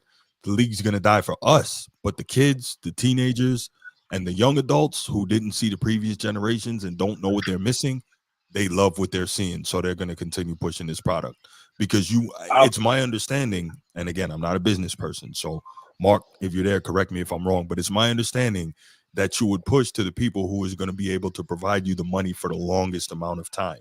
And so that would be the young people, right? So let's say I'm marketing to 10-year-olds. God willing, those 10-year-olds have 30, 40, 50 years to watch the game and watch the league and spend their money with me versus marketing to a 50-year-old who's reminiscing on the old days and maybe isn't as enamored with this product and not only has less time literally to live and spend money with the league, but doesn't like what they're seeing. So it makes more sense to do it the other way. That's my thought. And I think that's kind of where the NBA is. I'll push back in this respect. Okay. The difference between our era and the era of today is attention span. We paid attention to all the details. People today have an extremely short attention span. That is true. So that's why their peaks and valleys come so fast at them. And with the rate that they're going right now, it's not sustainable. Even though everyone is in love with the 3, the game is so hard to watch, and the viewership is proving that. So it's not sustainable model. They keep coming up with all these different, tricks and all this other stuff because they can't advertise their actual game for what it is. And the essence of the game, if you can't promote that, anything you put in there is going to keep fizzling out. He got to keep coming up with these gimmicks and tricks to try to keep people's attention because their attention is so short. So I agree with you to a certain point, but I just think, and it's already showing, that if they don't get back to something that's substantive, it's not going to work. All right, so I'll leave that there. Okay, yeah. I appreciate you, man. Last comment on this topic, I'm going to go along and kind of follow up on what Antoine said there, is that he does have a point in terms of the attention span, et cetera, and where that kind of takes us is social media plays a huge role in that, right? Because the way the NBA is played now, packaged and marketed, and I think G and I were talking about this before the show started today, right? With the social media, what do you want? You want high speed, high action clips, right? You want dunks, you want threes, you don't want someone to have to actually watch the whole game, because to that point, our attention spans have drastically decreased, and that's by design. So now the NBA is the social media league of all our professional sports leagues, and they've done that, and they love that they've done that, and that's how they push it, that's how they package it, that's how they market it. What do you think about that? Am I off on that? No, I think you're spot on. Media pretty much dictates what narratives get pushed, and there's heavy emphasis on offense. We don't want to. We want it to be a more of a snowflake style league, and not the gritty, nitty gritty That's right. league that we grew up watching. And that's I think you hit it spot on. But I think you can have the gritty league, but you can also have the fast pace. Like, remember when we were small and when we were growing up out west, it was always run and gun. Of course, Showtime, Lakers, and the Denver Nuggets and all that. And then in the East, the New York Knicks and the Detroit Pistons and Boston Celtics, more grinded out ball. Now, they could obviously get in the fast break if they needed to, but it was a more grinded out style. And I think that's probably cultural as well. But the point is, this is something that you've always seen, but that didn't mean that you had a lower grade of basketball on the whole. Okay, there you go. Wilt said the same thing about MJ's era. So I guess each era is going to say something similar to what we're saying about the next one. So I guess it is what it is. The Malice and the Palace, right? We go to the Malice and Palace with Ron Artest and Steve Jackson. Sorry. Yeah. Yep. And then you fast forwarded to the what Donkey, the white, or not what's Donkey name? I can't think of his name. But the Golden State guy that choked everyone out, and Draymond.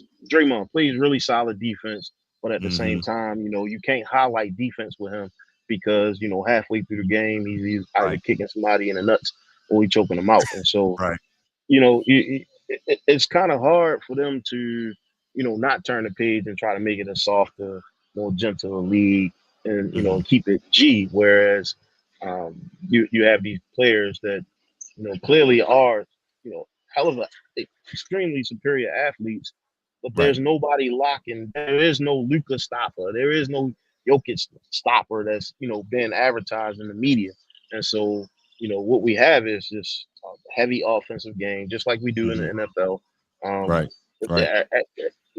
People want to see 3-point shots and and dunks, right? Yeah. We don't want to see you stopping them from doing that. If they wanted to, they would be a little tighter on the travel calls and the carry, like we saw during the AI era, right? Like it was a different game there, but I don't know how you fix this, man. I really don't. But All right, well, let's leave it there. Great topic, great calls. Appreciate y'all.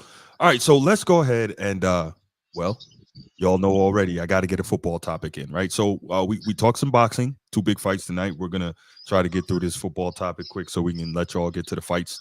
We talked NBA Finals Game 4. We talked the All-Star Game, which was huge. Now let's go to an NFL topic, which definitely got my attention. And when I saw it happen, I'm like, yeah, I'm definitely going to make sure that I get this on the show. So Trevor Lawrence, quarterback of the Jacksonville Jaguars, just got a brand new contract, and it is something to say the least. And it definitely got me thinking. So as you can see here, Trevor Lawrence, he signed a new deal, 5 years, I think $255 million. Let me go ahead and turn off the ticker for a second so we can see that. There we go, 5 years, $275 million. An AVR 55 mil, signing bonus 37.5 mil, 142 mil fully guaranteed. That's the money that has to go in escrow at time of signing. That's the real money, and total guarantees of $200 million.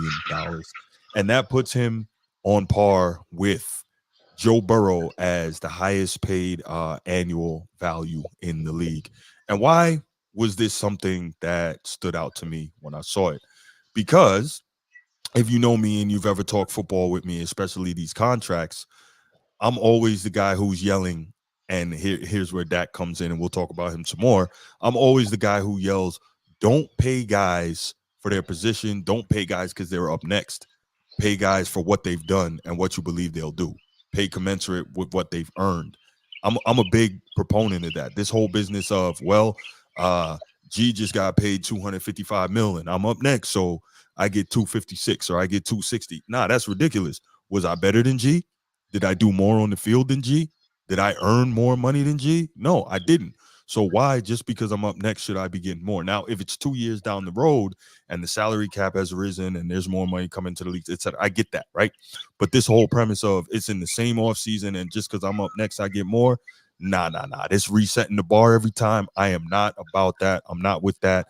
I've had countless arguments with other friends I talk sports with about that, and I just don't believe in it. I think it's absurd. And don't get me wrong, Trevor Lawrence is a very good player, right? And we saw him. He was the guy that, as a freshman at Clemson, he beat Alabama in the national championship game. I think Clemson beat Alabama like 44-16, and that's when Bama was still Bama. And so everyone was saying, oh, man, if Trevor Lawrence could come out right now, he'd be the number 1 overall pick. And he's got tools. He's mobile. He's got a pretty decent arm. He doesn't have a cannon, but he's got a good arm. He's relatively athletic. He's 6'5". And so you watch him, and he's good, but has he done anything that would make you believe that he's worthy of being the highest paid player in the NFL?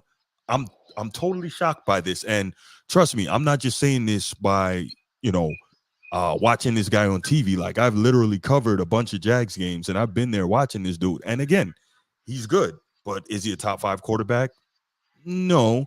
Is he a top 10 quarterback? No. He's not even the best quarterback in his division, right? CJ Stroud is better than him. He's only been in the league 1 year. And so this whole business of, okay, he's up next, and so he should get more money, not really with that. G, your thoughts before I continue with this? They got robbed without a gun. Clearly, he's a piece that they felt like that they couldn't move from.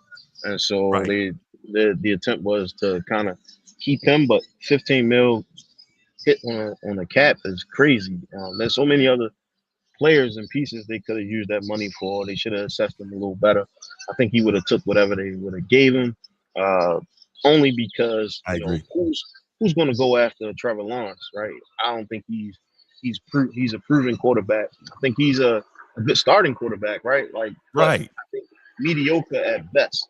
But I'm not a Jags fan. I'm not drinking the Kool-Aid. Sorry about that. I'm not a Jags fan. I'm not drinking the Kool-Aid. I think he hasn't been scrutinized the way a lot of other quarterbacks has been scrutinized when it comes to signing or extensions. And whoever his agent is, they did a really good job. I don't know if he'll be able to. But then again, also, like, I don't know if that's guaranteed money or if it's incentivized bread, because that means a lot. So right. So the guaranteed money here, let me turn off the banner. The guaranteed money here is at the bottom. So guaranteed at signing, that's the money that the owner has to put in escrow. And so that's 142 mil. So that's a lot of money guaranteed. The total guarantees, which includes like roster bonuses, workout bonuses, and things like that, is 200 mil. So he's probably going to see all that. I guess the incentives are the other 75 mil. His signing bonus is 37.5 mil and all that, and that's prorated. If you actually go to the Spotrac page and look at the breakdown, you can see how much money, because I think he's going to get like 13 mil of the signing bonus this year. So it depends on mil, right? 37 mil. Yeah, 37.5 mil is the total signing bonus. He's going to see about 13.5 of that this year. Let's see. So yeah, so it's interesting, right? I think to say he's average at best, I don't agree with that. He's better than that, but he's clearly not a top 10 quarterback. So him being paid, like, we look at Joe Burrow. Joe Burrow's been in the league 5 years already. He's got 4 playoff wins. He's literally 1 minute from winning the Super Bowl. Now, I'm the same guy who gets on LeBron for losing in the finals, so I'm not going to give Joe Burrow credit for not winning the Super Bowl. However, we know how hard it is to win a Super Bowl in football. Let me put that back up. We know how hard it is to win a Super Bowl in football. But regardless, you lose. But the point is, Joe Burrow already has done more in his career than Trevor Lawrence, yet somehow Trevor Lawrence is making the same amount of money as him. That's bothersome to me. Let's see. Yeah. I mean, Yeah, it was absurd. Let's look at it this way, right? Can you explain to me why Joe Burrow should be making more money than Lamar Jackson, a two-time MVP, who has gone further with each progressive playoff appearance? There's that. I was gonna say Josh Allen, but Josh Allen signed his deal like 3 years ago. He should be up for a new one probably after this year, and he's gonna reset the market. And he probably should be worthy of it. But there's just guys that Trevor Lawrence should not be making more money than. And so this, like I said, this method that the NFL does is really frustrating to me in terms of this whole you're up next so you get paid more. I really don't understand it. And we got some interesting clips and some graphics that are gonna shed more light on this. G, you were saying something? No. I said he's making more money than Captain Kirk. Yeah. But Kirk Cousins, he coming off that major injury, so he got what he could get. All right, let's check this out. Got some interesting graphics here, courtesy of Speak on Fox Sports 1. So, of all the $50 million quarterbacks, Trevor Lawrence is last in all these major categories. So, yeah, there's that, right? Let's see. Highest paid quarterbacks in the NFL in terms of AAV. Now, how many of these dudes is he better than? He's not better than Burrow, not better than Goff, not better than Lamar, not better than Jalen Hurts, not better than Kyler Murray, not better than Patrick Mahomes. Like, so why is he up there with those guys? Now, this is crazy. He took the job from Gardner Minshew, mind you. Look, the numbers are almost identical. Everyone in the league is going to tell you how much better Trevor Lawrence is than Gardner Minshew, but the numbers don't add up. The numbers don't add up. But you're paying Trevor Lawrence like he's elite. I can't understand this. Now, I will say this. The Jaguars have the benefit of knowing that they still got 2 more years on Trevor Lawrence's rookie deal. So that $55 million a year doesn't kick in until 2 years from now. And the positive for them is by then, guys are going to be getting $63 million a year. So it's going to seem like a bargain deal. Regardless of it being a bargain deal, he still didn't deserve that. I think that I'll say I don't think that was good. Now here's another interesting thing that I heard today. Here's a piece of sound. Well, maybe I heard it yesterday, but here's a piece of sound that came out after Trevor Lawrence got his deal. This was on The Odd Couple on Fox Sports Radio with Rob Parker and Chris Broussard. Check this out. Daniel Jones has paid an extra year, so his numbers are going to be higher in general. But across his first 48 starts, Trevor Lawrence, 12,204 total yards. Daniel Jones, 11,992. Yards per attempt, both of them, 6.7. Total touchdowns, Trevor Lawrence, 66. Daniel Jones, 64. Total turnovers, Trevor Lawrence, 55. Daniel Jones, 54. QB rating, Trevor Lawrence, 85.5. Daniel Jones, 85.4. Now, Daniel Jones is making $40 million a year. And we hear Daniel Jones getting ripped in the media ad nauseum for not being very good. Am I right? So part of that, of course, is the New York media is going to be rougher and everything is magnified in New York City. I get that. But the fact is, we just heard all those key quarterback categories are just about identical, yet somehow Trevor Lawrence gets $55 million a year and he's at the top of the market. How is this happening? How, Sway? You ain't got the answers? Let me know, G. How is that happening? I think I know if I was a Jaguar fan, I'd be devastated. I'm not, right? But so with that being said, I think he appeased to the local populace there in Jacksonville. Maybe he's selling a lot of jerseys, and maybe they're looking at his progression over time, and they projected him to be, a top 5 player. I don't know. I don't know where these numbers are coming from, but absolutely. I don't know where these numbers are coming from. I don't know. I think it's a bad way that the NFL does business with this. Whoever's up next should make more, because it's just not good. And you're gonna see, and it's gonna be frustrating. Look who hasn't got paid yet. Tua Tagovailoa. He hasn't got paid yet. We ain't even get there yet. We getting there. But Tua hasn't gotten paid yet. And would you pay Tua $55 to $60 million? I sure as hell wouldn't. He cannot win if it's under 40 degrees. That's not my opinion. That's a fact. We can go look, No, he's not selling that many jerseys. He is not among the top jersey sellers. No, he is not. Definitely not. But yeah, think about it. Tua has to get paid. Jordan Love has to get paid. Now, Jordan Love, we've seen, at least I've seen enough from him that I'm willing to pay that guy. Jordan Love, go ahead and back it up. He's got all the tools. We saw what he's capable of. Now, the one, and you mentioned it, Dak Prescott. And if you all been watching the show, Native Texan, this is your first time watching, so you haven't seen it yet. But I've done shows really ripping Jerry Jones in the Dallas front office and begging them not to pay Dak that kind of money because he has not proved that he's the guy that can get you there. He's got all these years in the league. He's got all these great regular season accolades. He has 2 regular season wins. He hasn't even gotten you to a conference championship game. But guess what? Trevor Lawrence, because of where he is, Dak Prescott's agent can now say, hey, my guy is second-team All-Pro. My guy led the league in touchdown passes. My guy had over 4,600 passing yards last year. Pay my guy, right? Now, Jerry got to stand fast. No, it's not that serious. That's a fact, bro. I live in Duval County. That is a fact. They do not play. I'm not a Jags fan, just saying. But I do live here, and no, they do not play. I've covered this team for the Florida Star newspaper. Shout out Florida Star. And they love them some Jags. Why? I don't know, but they just do. It's a loyal fan base. I respect that.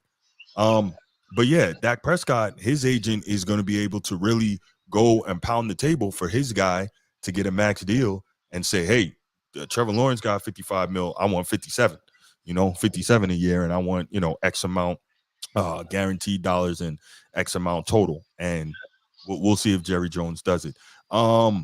Check this out. So I was listening to something else yesterday. Yeah, yet another show that I listened to.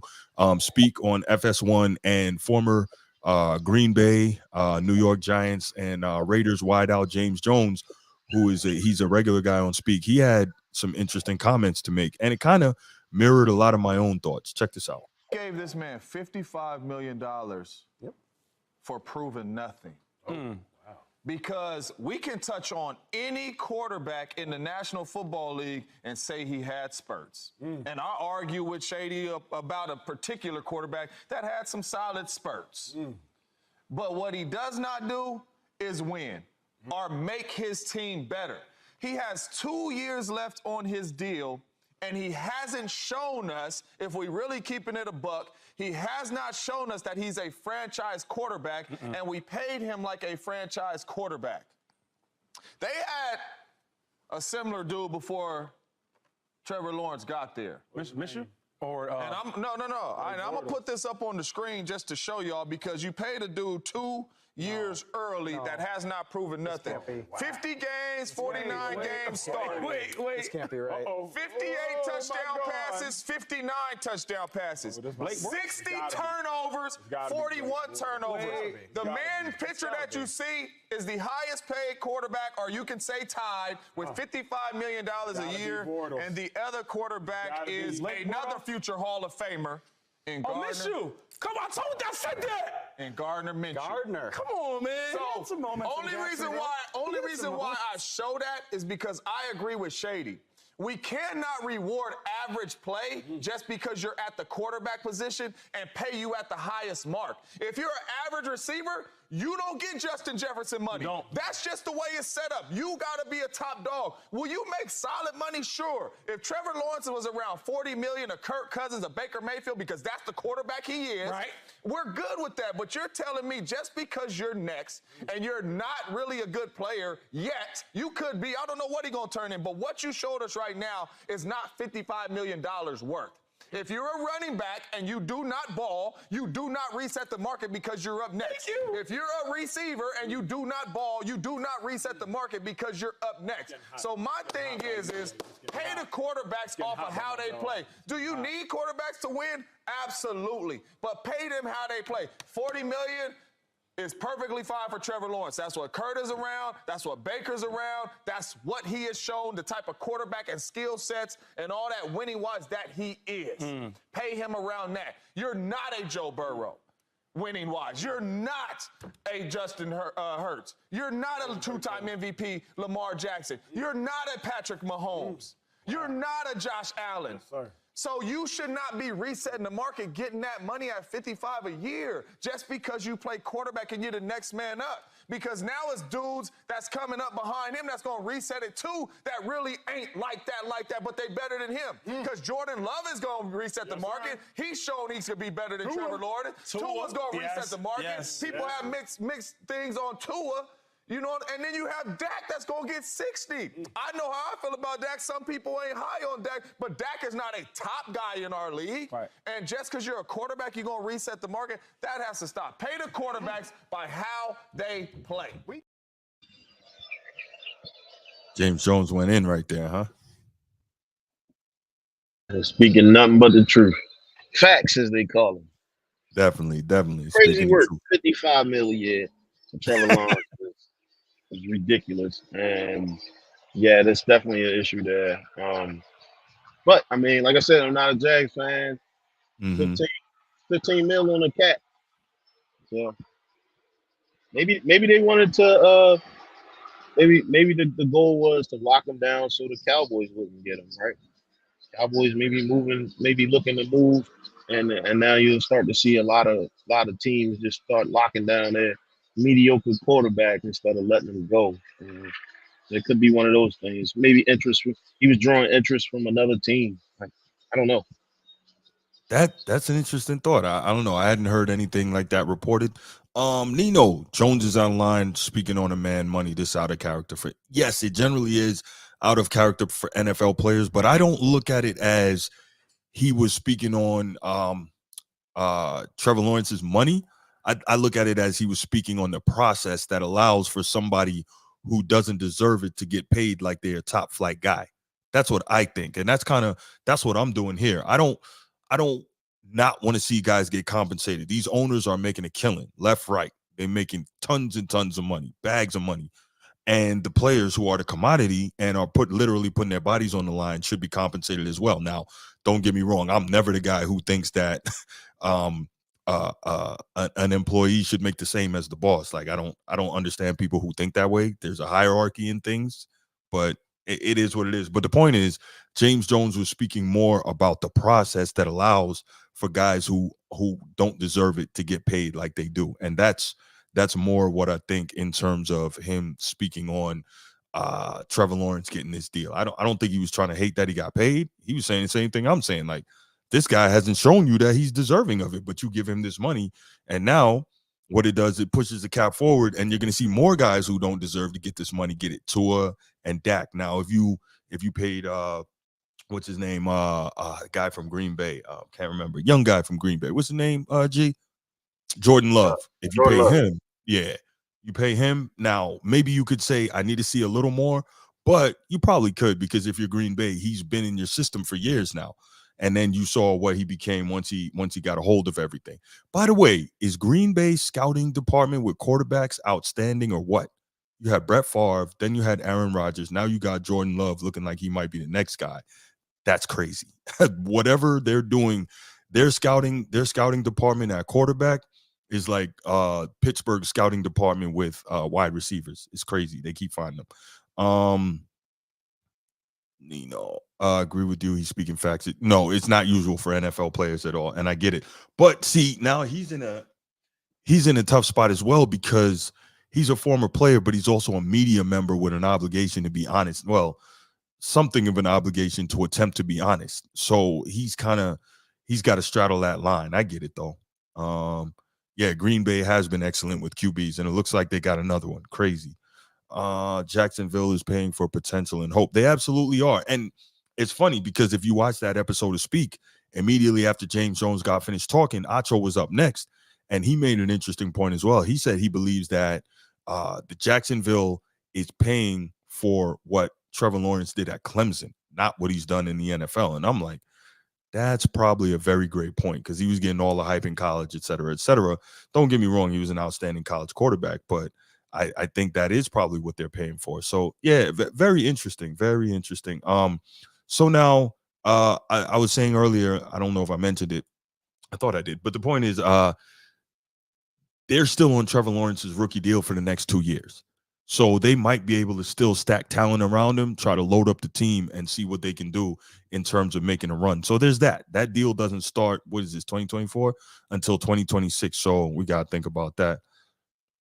Yo, what's good, man? Good to see you. Good to see you. How you been, brother? Good to see you. Yeah, thanks for stopping in. I appreciate that. But yeah, they have what do you call it? They got 2 years left on the rookie deal. So that's something else that we got to think about. But we are gonna go ahead and we're gonna call it here. Really appreciate everybody tuning in. If y'all want to go ahead and call in with your thoughts on Trevor Lawrence and his new deal, how it affects the Jags, how it affects the rest of the how it affects the rest of the league and the guys coming up after him, if he does deserve it, or how you feel about the NFL pay structure, definitely do that. G's gonna go ahead and skate off on us. He's got some things to take care of. Appreciate you as always, my brother. Thank you for hosting with me. Absolutely, bro. No doubt, no doubt. So we'll get back next time. But yeah, no, Trevor Lawrence does not deserve the bag. No, he absolutely does not. You're gonna have to go back and watch this one, man, because there's some knowledge on here that definitely shows that he does not deserve the bag. I'm not mad that he got paid, but he should definitely not be at the top of the market. Absolutely not. But yeah, anybody who wants to call in, the number is 904-219-8264. 904-219-8264.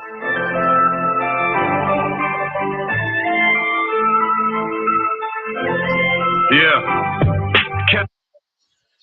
Nino. Hello? Okay. Hello? Looks like I missed him. Yeah, I thought I had Nino calling. Looks like I missed him. He hung up. Nino, call me back, man. But yeah. All right, G, man, good to see you. And we'll definitely get back next time, bro. Absolutely. Yeah, I'm gonna go ahead and finish this out. All right, out. All right, Phil.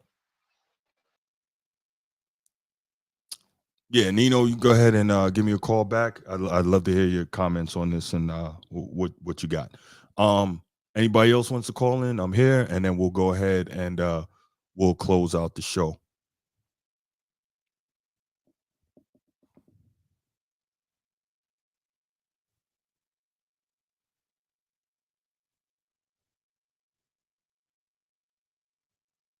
Okay, well, looks like we don't have any more calls, so I'm gonna leave it right here. I'm gonna go ahead and oh, here we go. All right, Nino, what's good, man?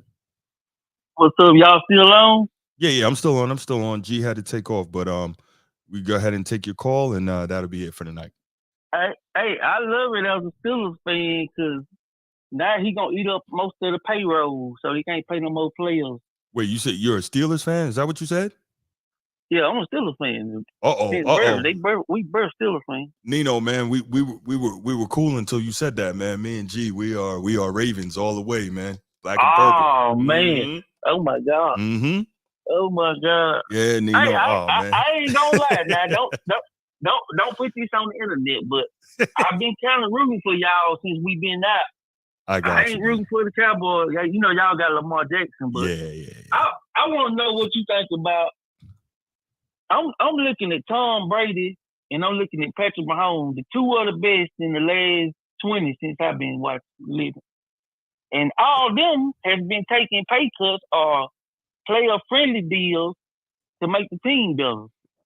And Big Ben was my quarterback. He was taking up most of the money, and we was lacking a lot of players around them. So I don't understand what the owners or the GM or whoever is looking at by paying the quarterback all the money when he the most important, but he can't block, he can't catch, he can't run, he can't play defense. He just throw. I mean, he do more than throw the ball. He is the most important. No, I get you. But he can't take up so much money to where the rest of the team is lacking defense, special teams, and all that. That's what Big Ben does. That's why I feel like Tomlin one of the best coaches, because we supposed to be here one of them 3-11 seasons. So I think Trevor Lawrence, like you said, he getting paid off his college deal. Yep. He ain't even proven.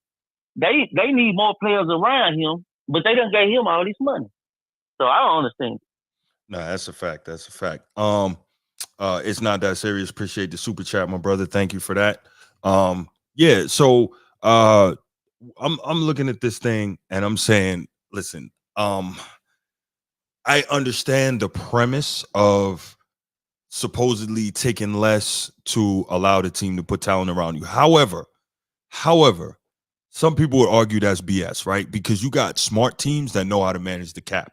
It's a matter of what the owners really want to spend, right? Because you can redo deals and put money in bonuses and things like that won't hurt you against the cap, but the owners don't want to do it. They don't want to put that money up front that way, right? So if you have a smart capologist, they can work that for you. And at the end of the day, and I respect this as well, the other side is it's not the player's job to manage the cap. It's the franchise's job to manage the cap, right? So pay me what I've earned.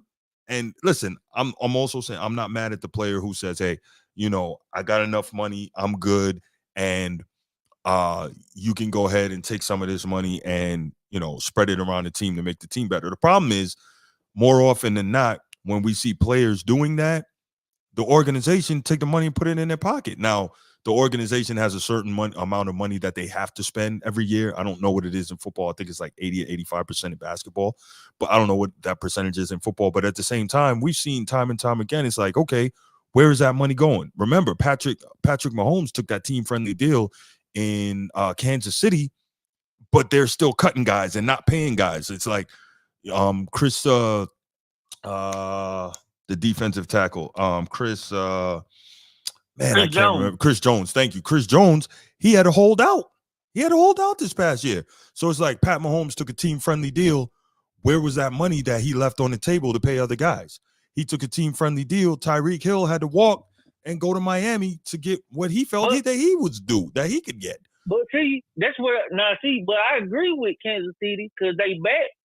I believe in spreading it out. Like Tyreek Hill is worth his money, but I feel like it cripples the team. Now I'm not as a player. I'm with you. I'm not giving no money on the table. I'm not giving no money. Right. But I feel like Trevor Lawrence. I feel like y'all was saying this money shouldn't even be presented to you. Facts. What I'm saying. Now I'm gonna take it, but I feel like you should be. He should be in the 99 million. Like what have, like you said, what have he done to be getting this money? Exactly. No, I'm with you 1,000%, brother. I'm with you. And listen, good for him that he got it, but I think the organization was stupid to give it to him. At the very least, I would have made him play out this year like a prove it year. And if you do your thing, then I'll go ahead and back up the truck for you. But I need to see more. You know what I'm saying? Sneed, what's good, my brother? Appreciate you stopping in, man. Yeah, I need to see more. Like that's all there is to it. Like I'm not just gonna hand you this dough based on what I hope you're gonna do when I haven't seen enough. Now that said, I was there at that playoff game 2 years ago against the Chargers. Trevor Lawrence threw I think 4 interceptions in the first half. I think they were down 28-3, and he brought them back.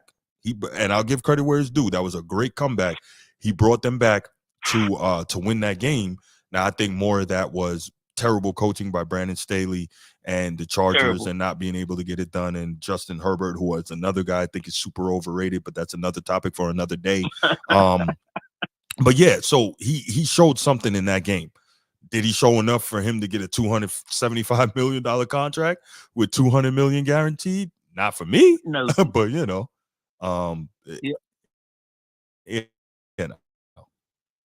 I don't understand. I just basketball is you need a team, but you can win with a couple players. You can't do that. Football, as great as Mahomes is, players got to step up. It's too many. It's too much pieces to the puzzle. Yeah. So I don't. Well, yeah, that's all I had, man. I agree. All right, team. Well, I appreciate you, Nino. Thanks for calling, man. Anybody else? I'm gonna give it a couple more minutes if you want to call in and give your thoughts on this topic. Trevor Lawrence, his deal, the way that football is, and the way that the NFL, I should say, not just football, but the way the NFL does this thing in terms of whoever's up next, especially at the quarterback position, is going to pretty much reset the market. I'd love to hear you guys' thoughts on that. Tell me, am I wrong? Does Trevor Lawrence deserve this? Do you think it should be this way, that whoever's up next gets paid the most? I mean, I don't know. I disagree with it, but I'm very much somebody who believes that things should be based on merit. Now, unfortunately, very few things in America are truly based on merit, but they always tell you that sports is the ultimate meritocracy. Again, more often than not, it isn't.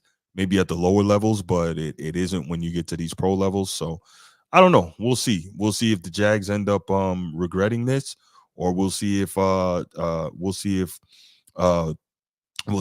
Trevor Lawrence makes it worth it. Nino, appreciate the super chat, my brother. Thank you so much, man.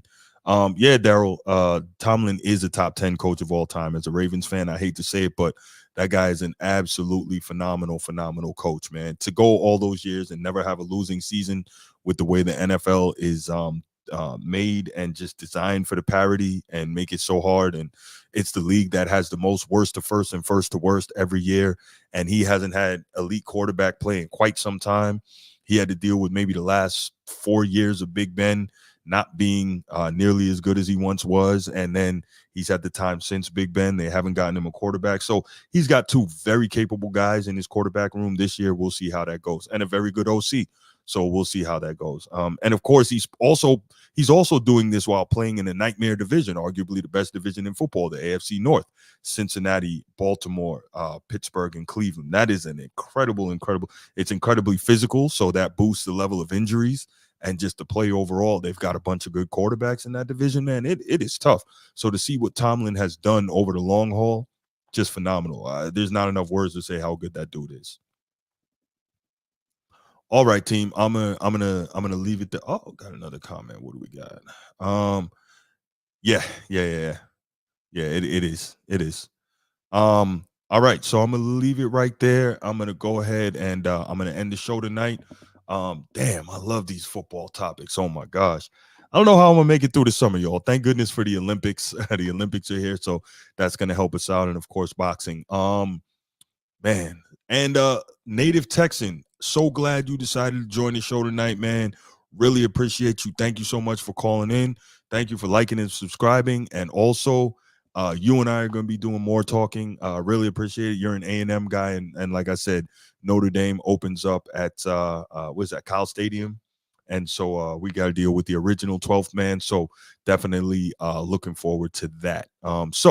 You guys know what time it is. I'm about to get out of here. I'll be back with you next episode. Probably I might do another live Wednesday night. I'll let you know. But yeah, that's it. I'll be back and I'm out. Peace.